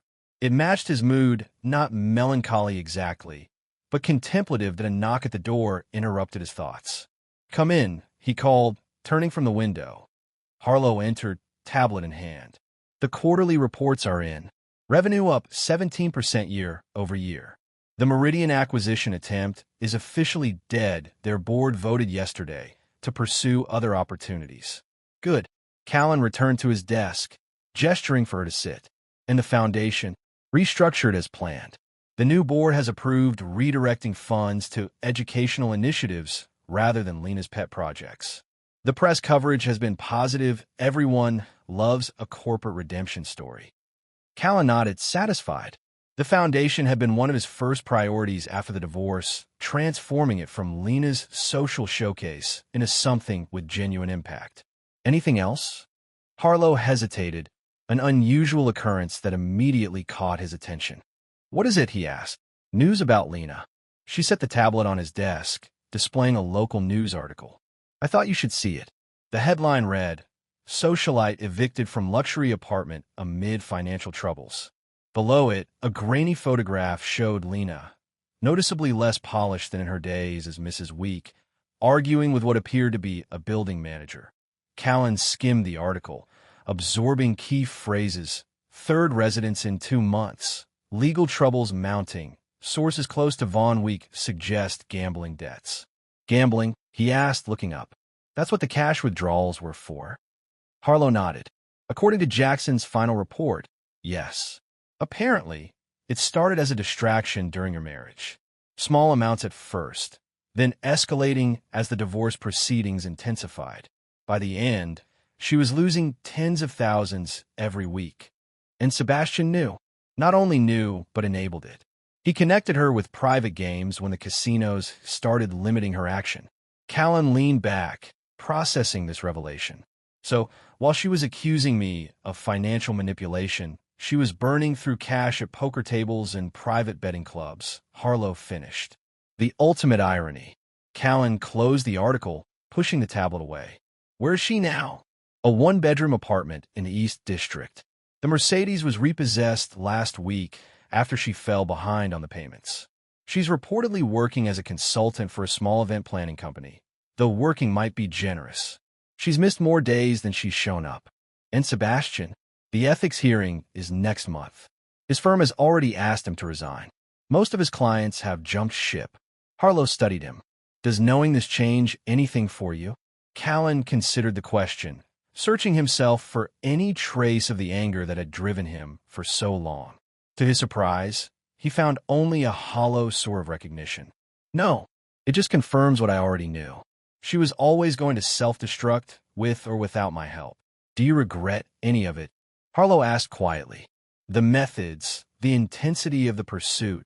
No, Callan said after a moment. She tried to take everything from me, not just assets, but my company, my reputation, my future. She deserved to lose. He met his sister's gaze. Does that make me cruel? It makes you human, Harlow replied simply. And perhaps more like our father than either of us would care to admit. The comparison struck a nerve, as Harlow had likely intended. Their father, Richard Week, had been a businessman of legendary ruthlessness, effective but unforgiving, particularly with those who betrayed his trust. I'm not him, Callan said firmly. He would have destroyed her for sport. This was self-preservation. Of course, Harlow agreed, too easily. Well, I just thought you should know. Full situational awareness, as you always prefer. She rose to leave, but paused at the door. By the way, Claire Preston from the Thompson acquisition asked about you again. She's persistent. I'll give her that. Callan raised an eyebrow. And nothing. Just an observation. Harlow shrugged. Life goes on, little brother. Even after divorce. After she left, Callan returned to the window, watching the rain begin to ease, sunlight breaking through in isolated beams that illuminated sections of the city with golden light. Life does go on, he thought. But not the same life. Not the same man. The Callan Week who had trusted blindly, who had believed in the possibility of shared dreams and mutual support, that man was gone, replaced by someone more cautious, more calculating. Someone who understood that trust was a commodity too precious to be given freely. Was that Lena's final victory? That even in defeat, she had changed him irrevocably? No, he decided. The change wasn't her victory. It was his evolution, painful but necessary, like all significant growth. His phone buzzed with a message from Ronan. Final paperwork from the house sale processed. All ties to LVW officially severed. Callan typed back a simple acknowledgement, then set the phone aside. Another chapter closed. Another link broken. Outside, the rain had stopped completely, leaving the city washed clean, glistening in the afternoon sun. A blank canvas. A fresh start. Perhaps Harlow was right. Perhaps it was time to look forward rather than back. Not to forget never that, but to channel the lessons into something constructive. Weak enterprises had expansion opportunities to consider. The foundation needed a leader with vision. And yes, perhaps even his personal life deserved some attention after the self-imposed isolation of the past 2 years. Later that evening, as Callan left the office, he made an impulsive decision. Instead of his usual route home, he drove to the waterfront, parking near the pier where he and Lena had once spent countless evenings in the early days of their relationship. The area had changed: new restaurants, new shops, new faces. Nothing remained of the place he remembered except the view itself, the endless horizon where water met sky. The promise of possibilities stretching beyond sight. He walked to the railing, listening to the rhythmic wash of waves against the pilings below. A few couples strolled along the boardwalk, hands linked, faces turned toward each other in that particular way of people who believe their connection is unique in the universe. Once he had been one of them, confident in the permanence of chosen bonds, certain that love, once given, could never truly be withdrawn. Now he knew better. Love was conditional. Trust was earned, moment by moment, choice by choice. And some betrayals could never be forgiven. He didn't regret his actions. Given the same circumstances, he would make the same choices again. But standing there, watching the sun sink toward the horizon, Callan allowed himself to acknowledge the cost of victory not in dollars or assets, but in the hardening of something essential within himself. Was it worth it? To protect what he'd built, to ensure Lena couldn't destroy the work of a lifetime? Yes, he decided. Without question, he turned to leave. His phone rang. Claire Preston, the woman Harlow had mentioned. He hesitated, then answered. "Claire," he said, his voice warming despite himself. "This is unexpected." "Good unexpected or bad unexpected?" she asked, the smile evident in her voice. "Good," he found himself answering truthfully. "Definitely good." As they spoke, arranging dinner for the following evening, Callan realized something unexpected. He was looking forward to it, not with the desperate hope of his younger self, but with a measured curiosity, a willingness to explore possibilities without expectations. That night, for the first time in years, he slept without dreams of betrayal or revenge. When he woke, the emptiness that had followed his courtroom victory had been replaced by something unfamiliar, yet welcome. Anticipation for what came next. The chapter with Lena was closed. Her story would continue without him, as his would without her. Whether she recovered from her downfall or continued her descent was, as Ronan had reminded him, no longer his concern. He had won. She had lost. The scales were balanced. And in that balance, perhaps, was the closest thing to justice the world had to offer. 6 months later, the benefit gala for the renamed Week Foundation for Educational Innovation transformed the Natural History Museum's Grand Hall into a shimmering wonderland of light and possibility. Crystal chandeliers cast prismatic patterns across marble floors while conversation and laughter flowed as freely as the champagne.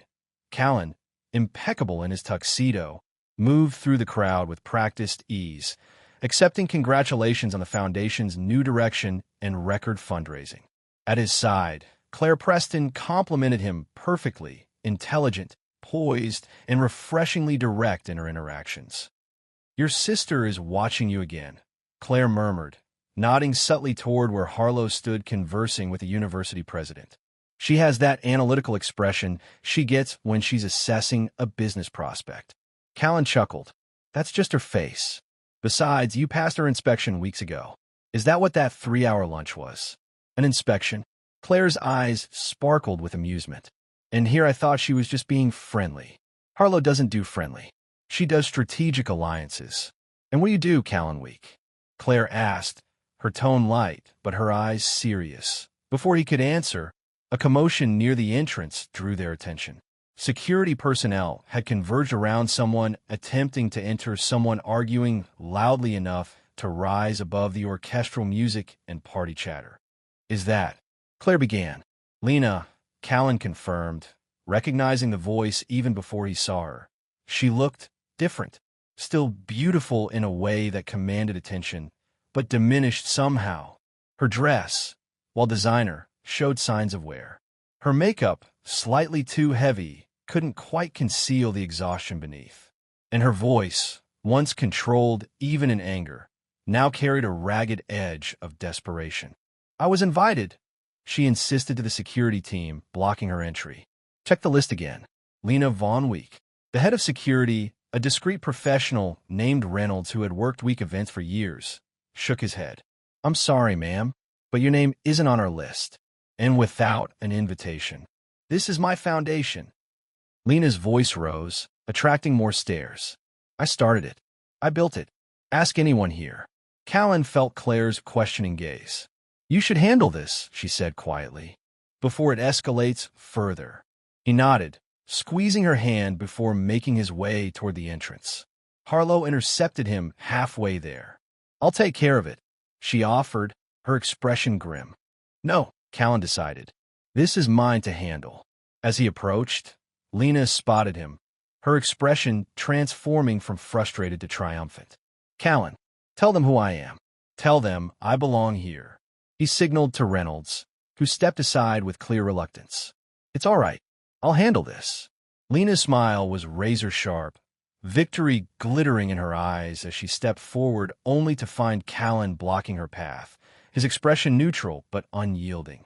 "Lena," he said, keeping his voice low, "this is a private event. You weren't invited." "Don't be ridiculous," she hissed, glancing around at the watching crowd. "This is my foundation. My project."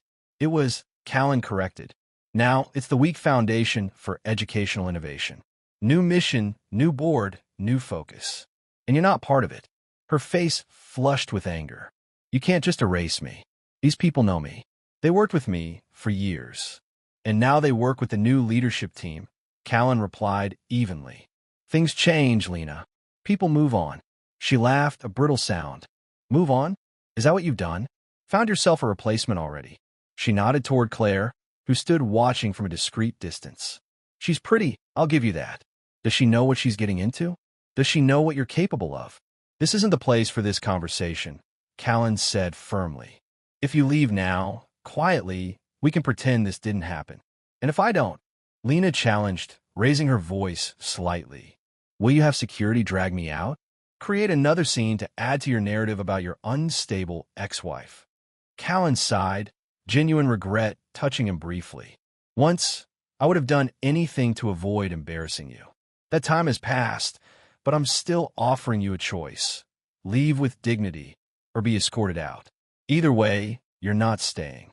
Something flickered in her eyes, a moment of clarity, perhaps, or simply the recognition of an immovable obstacle. "You really did it, didn't you? Took everything. Left me with nothing." "You left yourself with nothing," Callan corrected. "The gambling, the affairs, the lies. Those are your choices, Lena, not mine." Her expression hardened. "You never loved me." "Not really." "I did," Callan said, surprising himself with the admission. "Completely. That's why your betrayal hurt so deeply." They stood in silence for a moment, the weight of their shared history suspended between them like a tangible thing. Finally, Lena stepped back. "This isn't over, Callan." "It is," he replied simply. "It has been for a long time. You just haven't accepted it yet." He gestured to Reynolds, who stepped forward again. "Mr. Reynolds will see you to your car. Goodbye, Lena." As she was escorted out, Callan felt a presence at his side. Claire, offering silent support. "Ex-wife?" she asked quietly. "Yes," Callan confirmed. "It's a long story." "I imagine it is." Claire studied his face. "Are you all right?" Callan considered the question seriously. "Yes," he said finally. "I am." And it was true. Seeing Lena again diminished, desperate, still clinging to a past that no longer existed had triggered not anger or satisfaction, but a strange sort of closure. The woman who had once wielded such power over his emotions now seemed almost insignificant, a cautionary tale rather than a continuing threat. "Do you want to leave?" Claire asked. "We could get some air, or call a night entirely." Callan shook his head, offering her his arm. "No, this night is important for the Foundation, for the future, and that's where I want to focus now." As they rejoined the gala, Harlow appeared at his side. "Crisis averted?" "Handled," Callan confirmed. "Good, because the university president is ready to announce the scholarship program, and you need to be at the podium in 5 minutes." As Harlow led them toward the stage, Callan caught a glimpse of his reflection in one of the massive wall mirrors, his image superimposed over the glittering crowd behind him. He looked right, at ease in a way he hadn't been in years. Centered. The announcement went smoothly, the crowd responding with enthusiasm and open checkbooks to the Foundation's new initiative. Later, as the evening wound down, Callan found himself on the museum's terrace, enjoying a moment of quiet with Claire. "Successful night," she observed, leaning against the balustrade. "The Foundation raised nearly twice its goal. Thanks in large part to your team's strategy," Callan acknowledged. "The corporate matching program was brilliant." She smiled, accepting the compliment. "A good cause makes for an easy sell. Education changes lives, I know that firsthand."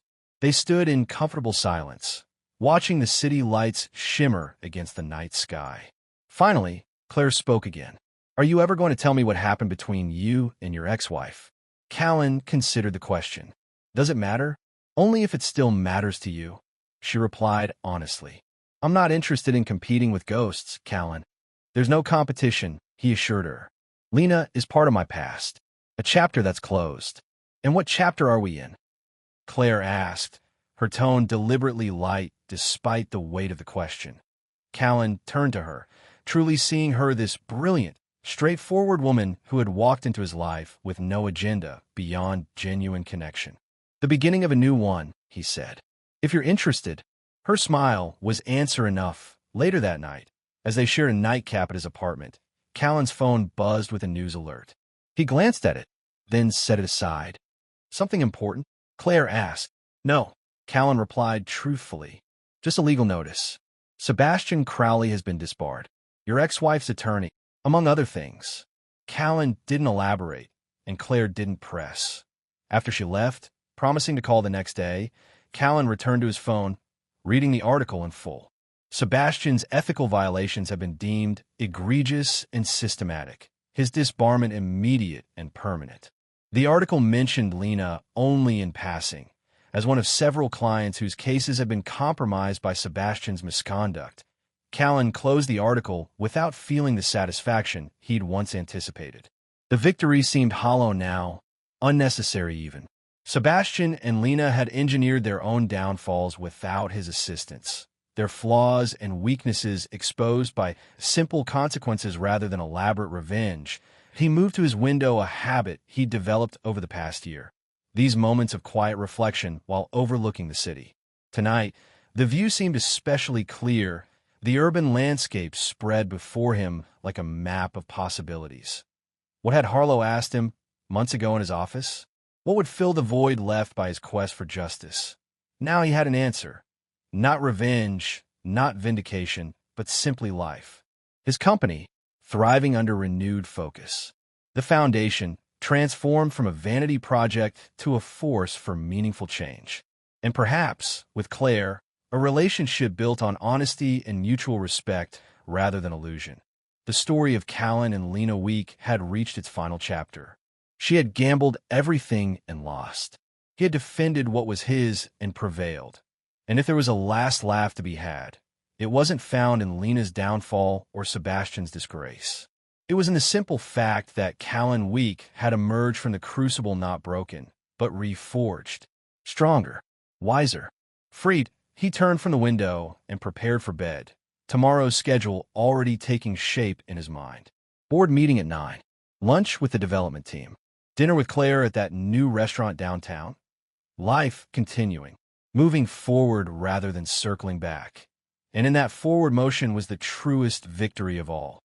The harsh ring of Thomas's phone cut through the darkness of his bedroom like a knife. His consciousness struggled through layers of sleep as he fumbled across the nightstand, knocking over a glass of water before finding the vibrating device. The screen blazed bright at 2:17 a.m.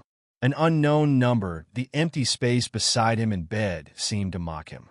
Charlotte should have been home hours ago from her weekly book club meeting. She'd left at 7, wearing a new blouse he'd never seen before, a trace of unfamiliar perfume trailing in her wake. Don't wait up, she called over her shoulder, the front door closing with a final click. Hello. His voice emerged rough with sleep, his throat tight with unexplained dread. Is this Thomas Crawford? The male voice on the other end was professional, controlled, with an undercurrent of tension that made Thomas's pulse quicken. Speaking, Thomas sat up straighter, sleep falling away like a discarded blanket. This is Officer Stephen Parker with the Metropolitan Police Department. The officer paused, and Thomas could hear the careful selection of words that followed. Sir, I'm calling about your wife, Charlotte Crawford. There's been an incident. Thomas's fingers gripped the phone tighter. What kind of incident? Is she hurt? She's been found in a concerning condition at the Pine Grove Motel on Hamilton Street. Emergency services have transported her to Memorial Hospital. You should come right away. The Pine Grove Motel. Thomas's mind raced, trying to make sense of the information. That was across town, nowhere near where her book club supposedly met. What was she doing there? I understand you have questions, Mr. Crawford, but I can't provide more details over the phone. The emergency room staff will brief you when you arrive. Officer Parker's tone remained carefully neutral, but something in it made Thomas's stomach clench. As he ended the call, Thomas switched on the bedside lamp. Warm light flooded the master bedroom, their bedroom, and his eyes fell on the framed photos dotting the dresser. Their wedding day 8 years ago, Charlotte radiant in white. A vacation in Hawaii 3 years back, both of them laughing on the beach. Recent snapshots showed subtle changes he'd tried to ignore. Charlotte's new highlights, the designer clothes, the way her smile seemed more practiced than genuine. While pulling on jeans and a sweater, fragments of memories from the past year began to surface. Charlotte's phone always face down on tables. The way she'd angle her laptop screen away when he entered her home office. Those urgent work emails that always seemed to arrive during dinner. The yoga studio membership she'd insisted on, despite the one closer to their house having better reviews, that he dismissed each red flag, trusted her completely. What kind of fool was he? The drive to Memorial Hospital seemed both endless and too quick. The streets were nearly empty at this hour, streetlights casting intermittent shadows across his face as he gripped the steering wheel. He barely noticed running a yellow light, his thoughts consumed by that single word. Motel. Thomas pulled into the hospital parking lot, tires crunching over loose gravel as he took the first available space. The emergency room entrance loomed ahead, its fluorescent glare harsh against the pre-dawn darkness. His footsteps echoed in the quiet lot as he rushed toward the sliding doors inside. The reception area assaulted his senses with its sharp antiseptic smell and buzzing fluorescent lights. A nurse looked up from her station, her name tag identifying her as Grace. She had kind eyes and crow's feet that deepened as she noted his distress. "Can I help you?" she asked, fingers already poised over her keyboard. "My wife," Thomas managed, his voice hoarse. "Charlotte Crawford." The police called about her. Recognition flickered across Nurse Grace's features, followed by something that looked uncomfortably like pity. "Yes, Mr. Crawford. Please have a seat. Dr. Wilson will be out to speak with you shortly." "I'd rather stand." Thomas began pacing the waiting room, his shoes squeaking against the freshly waxed floor. The space was nearly empty at this hour, just an elderly man dozing in a corner chair, his chin tucked against his chest, and a young mother cradling a feverish toddler. The minutes crawled by like hours. Thomas checked his phone repeatedly, though he knew it wouldn't show any messages from Charlotte. Her last text had been at 6:45 p.m., heading to book club. "Don't wait up." The casual deception of it made his jaw clench. The double doors leading to the treatment areas swung open, and a tall man in surgical scrubs emerged. His ID badge read, "Dr. James Wilson, Chief of Surgery." "Mr. Crawford?" "Yes, that's me." Thomas stepped forward, studying the doctor's face for clues. "How's Charlotte? What happened to her?" Dr. Wilson gestured toward a more private corner of the waiting room, away from the other patients. His expression was carefully composed, professional, but there was an awkwardness in his manner that set Thomas's nerves on edge. "Your wife is in surgery right now," Dr. Wilson began, keeping his voice low. "We're working to remove a—" He paused, clearly uncomfortable, "a foreign object that's become lodged internally.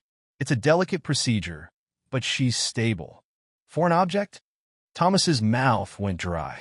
"What exactly are you talking about?" Dr. Wilson shifted his weight, his discomfort obvious now. "I'm afraid I can't provide more specific details at this time. What's important is that we're addressing the immediate medical concern. Officer Parker would like to speak with you about the circumstances of your wife's admission." As if on cue, a police officer approached them. He was younger than Thomas had expected from their phone conversation, maybe early 30s, with a boyish face that seemed at odds with his serious expression. "Mr. Crawford?" Officer Parker extended his hand. "If I could have a moment of your time?" Thomas shook the offered hand mechanically, noting the officer's firm grip and the way his other hand rested near his weapon, a habitual stance, probably, but it added to the surreal quality of the moment. "There are some details about the situation you need to be aware of," Parker continued, leading Thomas a few steps away from Dr. Wilson. "Your wife was found in room 114 at the Pine Grove Motel. The establishment security cameras recorded another individual leaving the room in a hurry shortly before we received the 911 call." Thomas felt bile rise in his throat. "Another individual?" A male subject, approximately 6 feet tall, athletic build. The footage isn't clear enough for positive identification, but we're working on enhancing it. Parker paused, choosing his next words carefully. The room showed clear signs of intimate activity.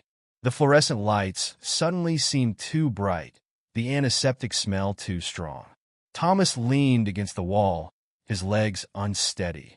The past year of small doubts and dismissed suspicions crashed over him like a tidal wave. "I want to see her," he said abruptly, pushing away from the wall. "Now!" "Sir, she's in surgery." Dr. Wilson started to protest, but Thomas was already moving toward the operating room doors, his feet carrying him forward as if possessed. "Mr. Crawford, you can't go in there?" Nurse Grace called after him, but he ignored her, bursting through the doors into the surgical wing. The corridor stretched before him, doors labeled or 1, or 2, or 3. Through the small window in the third door, he could see a cluster of medical personnel in surgical gowns and masks. In the center of their attention lay Charlotte, unconscious on the operating table before anyone could stop him. Thomas pushed through the door. The scene that greeted him would be forever branded in his memory. Charlotte's pale face partially hidden behind an oxygen mask, her body draped in blue surgical sheets. And there, in the surgeon's hands, the unmistakable shape of what they were working to remove.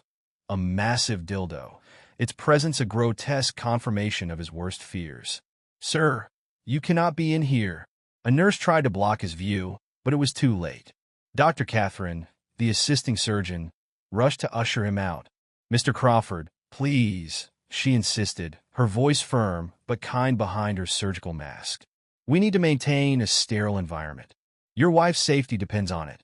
Thomas allowed himself to be led back to the waiting room, his mind numb with shock and revulsion. He collapsed into a chair, the vinyl squeaking beneath him, and buried his face in his hands. The wedding ring on his finger felt like it was burning his skin through the large windows of the waiting room. He could see the first hints of dawn breaking over the city. The night sky was shifting from black to deep blue, stars fading as morning approached. Thomas sat rigid in his chair, every muscle tense with anger and betrayal that in the growing light, his resolve hardened like steel. He would uncover everything, every lie, every deception, every moment of infidelity. There would be no room for excuses, no possibility of forgiveness. As the sun began to rise, Thomas Crawford made a silent vow. His wife would regret the day she decided to betray him. Morning sunlight crept through the hospital window, casting long shadows across the sterile room. Thomas sat in an uncomfortable vinyl chair, watching Charlotte's unconscious form on the bed. The rhythmic beeping of monitors provided a steady backdrop to his churning thoughts. His wedding ring felt heavy on his finger, a weight that seemed to mock 8 years of trust and devotion. The surgery had ended 2 hours ago. Dr. Wilson had assured him it was successful, though his carefully neutral tone couldn't hide the awkwardness of the situation. Now Thomas waited, his mind replaying every suspicious moment from the past year through the lens of his new knowledge that a slight change in Charlotte's breathing pattern drew his attention. Her eyelids fluttered, fingers twitching against the white hospital sheets. Thomas leaned forward, his expression hardening as he prepared for the confrontation he'd been rehearsing in his mind. Charlotte's eyes opened slowly, confusion clouding their blue depths as she took in her surroundings. The moment she registered Thomas's presence, fear flashed across her features, quickly followed by shame. "Thomas?" Her voice was raw, barely above a whisper. The oxygen monitor on her finger trembled as she reached toward him. What happened? That's what I'd like to know." Thomas's voice could have frozen the summer air coming through the window. "Why don't you tell me about your evening at book club?" Charlotte's fingers clutched at the thin hospital blanket, knuckles white against the pale fabric. "I don't want everything's fuzzy. Let me help clear things up for you." Thomas leaned forward, his gaze drilling into hers. "Room 114. Pine Grove Motel. Ring any bells?" The color drained from Charlotte's face. A tear slid down her cheek as the memories visibly crashed over her. "Thomas, please. Who is he?" The question hung between them like an executioner's blade. The steady beep of the heart monitor increased its pace, betraying Charlotte's rising panic. "His name is Andrew," she finally whispered, each word seeming to physically pain her. Her fingers worried at the edge of the blanket, unable to meet Thomas's gaze. "I met him at Radiance Yoga Studio 6 months ago." 6 months?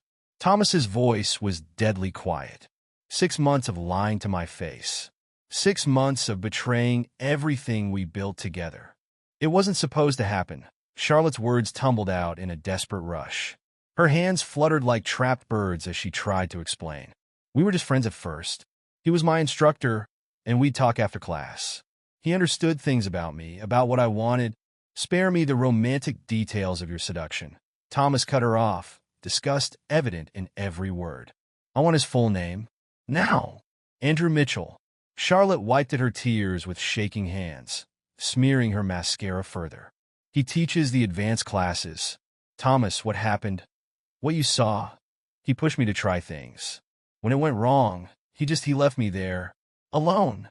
"Of course he did." Thomas stood abruptly, his chair scraping against the linoleum floor. The sound made Charlotte flinch. "That's what happens when you let someone use you like a cheap toy. That's not fair." Charlotte's voice rose with desperation, cracking on the last word. "I made a mistake, yes, but a mistake." Thomas's laugh was hollow, echoing off the sterile walls. "A mistake is forgetting to pick up milk. A mistake is missing a deadline. What you did was make a choice. Every time you lied about where you were going, every time you met him, every time you let him touch you, those were choices, Charlotte. Deliberate, conscious choices to destroy our marriage." A nurse appeared in the doorway, drawn by their raised voices. "Is everything all right in here?" "Fine," Thomas snapped, not taking his eyes off Charlotte.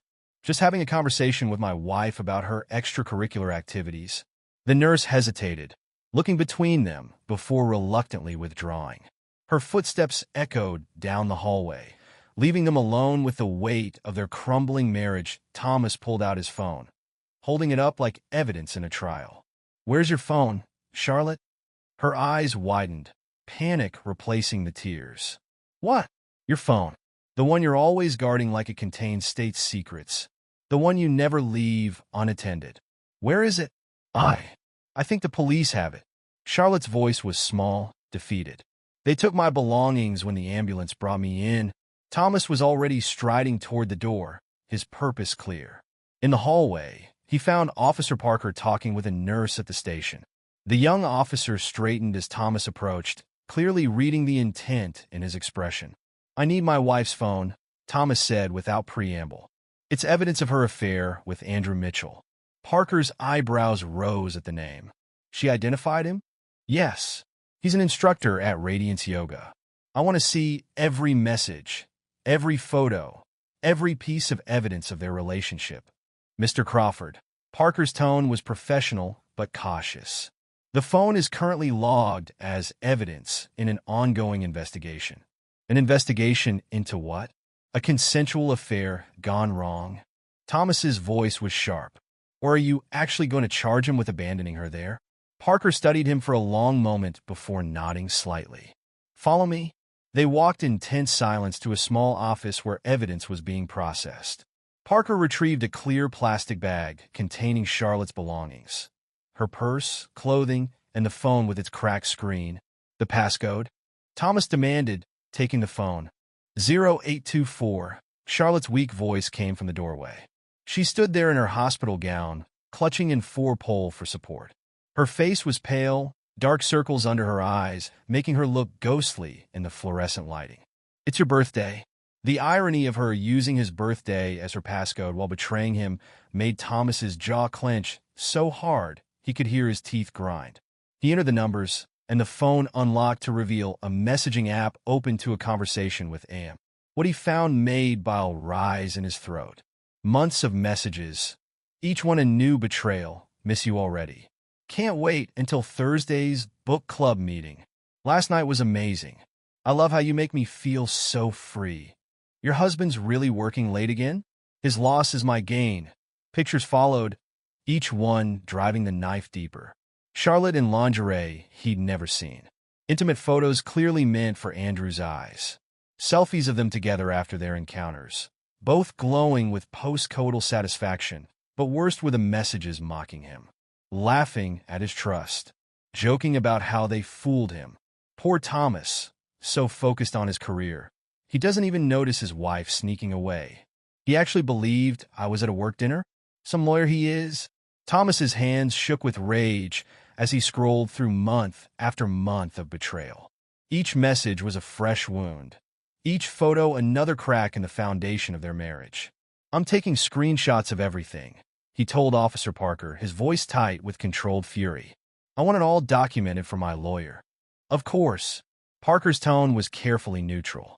"We'll need to keep the phone as evidence, but I'll make sure you get copies of anything relevant to your legal proceedings." Thomas nodded curtly and pulled out his own phone, dialing a number he'd hoped never to need. "Jim? It's Thomas Crawford." He turned away from Charlotte's pleading gaze. "I need you to draw up divorce papers immediately. I want everything. The infidelity clause, full documentation of her affair, all of it. I have proof of a 6-month relationship, including explicit messages and photos." Charlotte's sob from the doorway would have broken his heart a day ago. Now it only fueled his resolve. "Divorce?" She stumbled forward, nearly tangling herself in the foreline. "Thomas, please, we can work through this. I'll go to counseling. I'll do anything you want. Please don't throw away 8 years of marriage." "I didn't throw it away." Thomas's voice was razor-sharp as he turned to face her. "You did. With every lie. Every secret meeting. Every time you chose him over me. It wasn't like that." Charlotte reached for his arm, but he jerked away from her touch as if burned. "What Andrew and I had, it wasn't real. It was just physical. You're my husband. I love you." "Love?" Thomas spat the word like poison. "Is that what you call it? Letting another man touch you? Laughing with him about deceiving me? Sharing intimate details of our marriage with a stranger?" "I'm sorry," Charlotte sobbed, her legs trembling beneath her hospital gown. "I'm so sorry. Please, Thomas, give me another chance. We can fix this. We can go to marriage counseling, start over." "Start over?" Thomas's laugh was bitter. "And what will we build it on, Charlotte? More lies? More deception? The foundation of our marriage is gone. You destroyed it, piece by piece. Every time you met him in that motel room, it was a mistake," she pleaded, tears streaming down her face. "The biggest mistake of my life. I'll never see him again, I promise. I'll quit yoga, change my number, anything you want. What I want." Thomas stepped closer, his voice dropping to a dangerous whisper. "What I want is my wife back. The woman I trusted completely. The woman I would have died for. But she's gone, isn't she? If she ever existed at all." Charlotte swayed on her feet, the color draining from her face. A nurse rushed forward to steady her, shooting Thomas a disapproving look. "She needs to rest," the nurse said firmly. "This conversation can wait." "No, it can't." Thomas straightened his jacket, his expression cold. "Because there is no more conversation to have. All communication goes through my lawyer from now on." He turned to Officer Parker. "I trust you'll get my wife's statement about her encounter with Mr. Mitchell?" Parker nodded, professional mask firmly in place. "We'll be conducting a full investigation into the incident." "Good." Thomas's voice was clipped. "Send any relevant documentation to my lawyer's office. Jim Davidson at Davidson and Associates. He'll be handling everything from here on out." "Thomas, please." Charlotte's voice was barely a whisper now. "Don't leave like this. Don't let it end this way." He paused in the doorway, not turning to look at her. "You ended it, Charlotte. Every time you walked into that motel room. Every time you lied to my face. Every time you let him touch you. This is just making it official."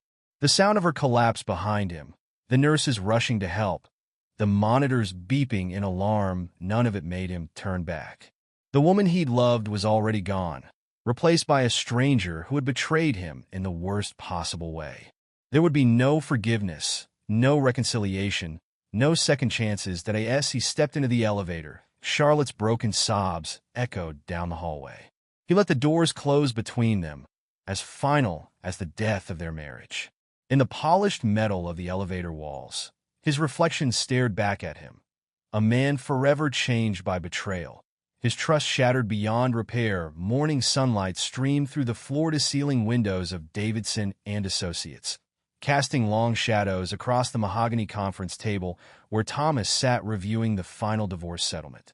The thick stack of papers before him represented the death of his marriage, each page outlining the precise terms of its dissolution. Jim Davidson, his attorney, sat across from him, radiating satisfaction as he adjusted his wire-rimmed glasses.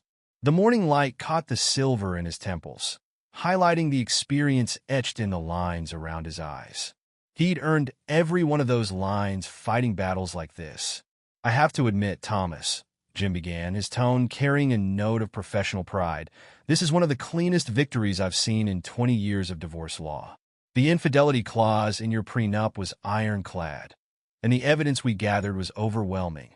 Thomas's fingers traced the edge of the settlement papers. "Break it down for me, Jim. I want to hear every detail." "Of course." Jim pulled out a summary sheet, his Mont Blanc pen tapping each point as he explained. "First, the house. It's yours free and clear. Charlotte's name has been removed from the deed. The same goes for both vehicles and all investment accounts. What about her claim to my law firm shares?" "Denied completely." The judge was particularly unsympathetic given the circumstances. Jim shuffled through more papers. "She keeps only what she brought into the marriage, her personal effects, her pre-marriage savings, and her car. Everything acquired during the marriage goes to you, as per the prenup's infidelity clause." Thomas nodded, his expression remaining carefully neutral. "And the medical bills?" "Her responsibility entirely." The judge actually cited her reckless behavior as justification for not requiring you to contribute. Jim allowed himself a small smile. The hospital incident really worked in our favor. A knock at the door interrupted them. Patricia, Jim's longtime secretary, entered carrying a thick manila envelope. "The final divorce decree just arrived from Judge Henderson's office," she announced, placing it carefully on the table. "And Mr. Crawford, there's a detective here to see you about the Mitchell case." Thomas exchanged glances with Jim, who nodded. "Send him in, Patricia." Detective Marcus Reed entered, his weathered face bearing the tired expression of someone who'd seen too much of humanity's darker side. He carried a leather portfolio under one arm and declined the offered seat with a shake of his head. "Mr. Crawford, Mr. Davidson," he acknowledged them both. "I wanted to deliver this update in person. Andrew Mitchell accepted a plea deal this morning." Thomas's hands flattened against the table. "What are the terms?" 3 years with possibility of parole after 18 months, mandatory counseling, and registration as a sex offender. Reed pulled out some paperwork. "The DA pushed hard after we uncovered similar complaints from other students at the yoga studio." "Other complaints?" Thomas's voice carried a dangerous edge. Reed nodded grimly. 3 other women came forward after your wife's case went public, all with similar stories. Mitchell using his position as an instructor to initiate relationships, pushing boundaries, engaging in increasingly risky behavior. "In the studio?" Jim interjected, "Shuttered as of yesterday. Their insurance dropped them when the pattern of incidents came to light." Reed's expression hardened. "Mitchell won't be teaching yoga to anyone for a very long time." Thomas absorbed this information, his jaw working silently. "What about Charlotte's statement? Did she cooperate?" "Fully." Reed consulted his notes. Her testimony was crucial to the plea deal. She provided detailed accounts of how Mitchell gradually escalated their encounters, pressured her into more extreme acts, then abandoned her when things went wrong that night. A muscle twitched in Thomas's cheek. "Did she mention how willing she was? How she laughed with him about deceiving me?" "Mr. Crawford," Reed's tone was professional but sympathetic, "I understand your anger. But your wife was also a victim of Mitchell's manipulation." "Ex-wife?" Thomas cut him off coldly. "As of today, she's my ex-wife." Reed nodded in acknowledgement. "Of course. Well, that's all I needed to share. The DA's office will send formal documentation for your records." After the detective left, Thomas stared at the divorce decree, its gold seal gleaming in the morning light. 8 years of marriage reduced to legal terminology and property divisions. "There's something else you should know," Jim said carefully. "Charlotte's lawyer contacted me this morning. She's in serious financial difficulty. Thomas's expression didn't change. Explain. The medical bills alone are over $50,000. Then there's her legal fees, lost wages from the yoga studio closure. Jim spread his hands. She's facing bankruptcy. Not my concern. No, it's not, Jim agreed. But she's desperate. Her lawyer hinted she might try reaching out to you directly. She already has. Thomas pulled out his phone, displaying a screen full of missed calls and unread messages. Letters to my office. Emails. Voicemails. Have you responded to any of them? No. Thomas's voice was firm. And I won't. She made her choices, Jim. Now she can live with the consequences. The intercom buzzed, and Patricia's voice came through. Mr. Davidson, Ms. Crawford is here. She's quite insistent about speaking with Mr. Crawford. Thomas's expression darkened. Tell her the door burst open, and Charlotte rushed in. She looked nothing like the polished yoga instructor she'd been just weeks ago. Her designer clothes had been replaced by worn jeans and a simple sweater. Dark circles shadowed her eyes, and her carefully maintained highlights had grown out, showing mousy roots. Thomas, please, she began, her voice cracking. I know I have no right to be here, but you're right. You don't. Thomas stood, buttoning his suit jacket. Jim, call security. Wait. Charlotte moved further into the room, her hands clasped in supplication. I've lost everything. The studio fired me. No one will hire me to teach after what happened. I can't even make my rent. And how is any of that my problem? Thomas's voice could have frozen fire. Did you think about consequences when you were sneaking around with Mitchell? When you were laughing with him about deceiving me? I was wrong. Charlotte's eyes filled with tears. So terribly wrong. But Thomas, 8 years of marriage has to mean something. It meant something to me. Thomas cut her off. It meant everything to me, until I found out it was all a lie. Not all of it, Charlotte pleaded. What we had was real. I got lost somewhere along the way. Andrew was, don't say his name. Thomas's hand slammed down on the conference table, making Charlotte jump. Don't you dare try to explain or justify what you did. I'm not justifying it. Charlotte's voice rose with desperation. I'm trying to apologize, to make you understand. Understand what? Thomas's laugh was bitter. How you betrayed every vow we made. How you made a fool of me. How you threw away our marriage for cheap thrills with a yoga instructor. It wasn't like that. Charlotte took a step toward him, but Thomas backed away as if her proximity might contaminate him. I was confused, unhappy. Andrew seemed to understand me. Understood you, so he left you bleeding in a motel room. Thomas's voice dripped with contempt. Is that the great understanding you're talking about? Charlotte's face crumpled. He's going to jail because of what happened. Isn't that punishment enough? Do you have to destroy me too? I didn't destroy you, Charlotte. You destroyed yourself. Thomas turned to Jim. Are we done here? Jim nodded, gathering the signed papers. Everything's in order. The divorce is final as of today. Good. Thomas moved toward the door, pausing only when Charlotte called out one last time. I still love you, she whispered. Thomas didn't turn around. Love doesn't lie. Love doesn't betray. Love doesn't make a mockery of trust. What you feel isn't love, Charlotte. It's desperation, and it means nothing to me. The sound of her broken sob followed him into the hallway, but Thomas didn't look back. He nodded to the security guards who had finally arrived. Leaving them to deal with removing his ex-wife from the building, the elevator ride to the parking garage gave Thomas time to compose himself. In the polished metal walls, he studied his reflection designer suit, fresh haircut, new watch. The external changes reflected the internal ones. Gone was the trusting fool who'd believed in forever. In his place stood a harder, colder man who would never make the same mistakes again. His phone buzzed with a text from an unknown number. Andrew Mitchell's name appeared on the screen. I'm heading to jail tomorrow. I know you hate me, but please look after Charlotte. What happened wasn't all her fault. Thomas blocked the number without responding. Let them comfort each other with their guilt and regrets.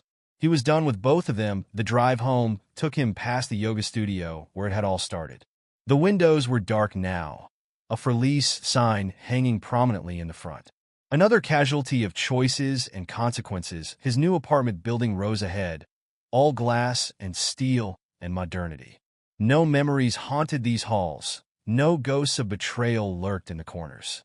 The doorman nodded as Thomas entered, taking the private elevator to the penthouse level. Inside, floor-to-ceiling windows offered a panoramic view of the city. Thomas poured himself a scotch and watched the sun setting over the urban landscape. On his finger, the tan line where his wedding ring had been was finally fading. His phone buzzed again, an email from Jim. Final paperwork filed. Charlotte's lawyer says she's moving to Seattle next week. Clean break, fresh start for everyone. Thomas deleted the email without reply. Seattle might as well be another planet. Distance wouldn't change what had happened, wouldn't erase the betrayal that had reshaped him. The city lights began to twinkle on as darkness fell. Thomas raised his glass in a silent toast to lessons learned and bridges burned. The man he'd been had died in that hospital room, watching surgeons extract the physical evidence of his wife's infidelity. The man who emerged was stronger for the pain, wiser for the betrayal. Tomorrow would bring new challenges, new opportunities, new beginnings. But tonight, Thomas stood alone in his fortress of glass and steel, finally free of the weight of love and trust and all the wounds they brought with them. Let Charlotte and Andrew carry the burden of their guilt. Let them face the consequences of their choices. Thomas Crawford had emerged from the ashes of his marriage transformed, not bitter, but harder. Not broken, but reinvented. The city spread out before him like a field of stars, full of possibilities. For the first time since that late-night phone call had shattered his world, Thomas felt truly, completely free.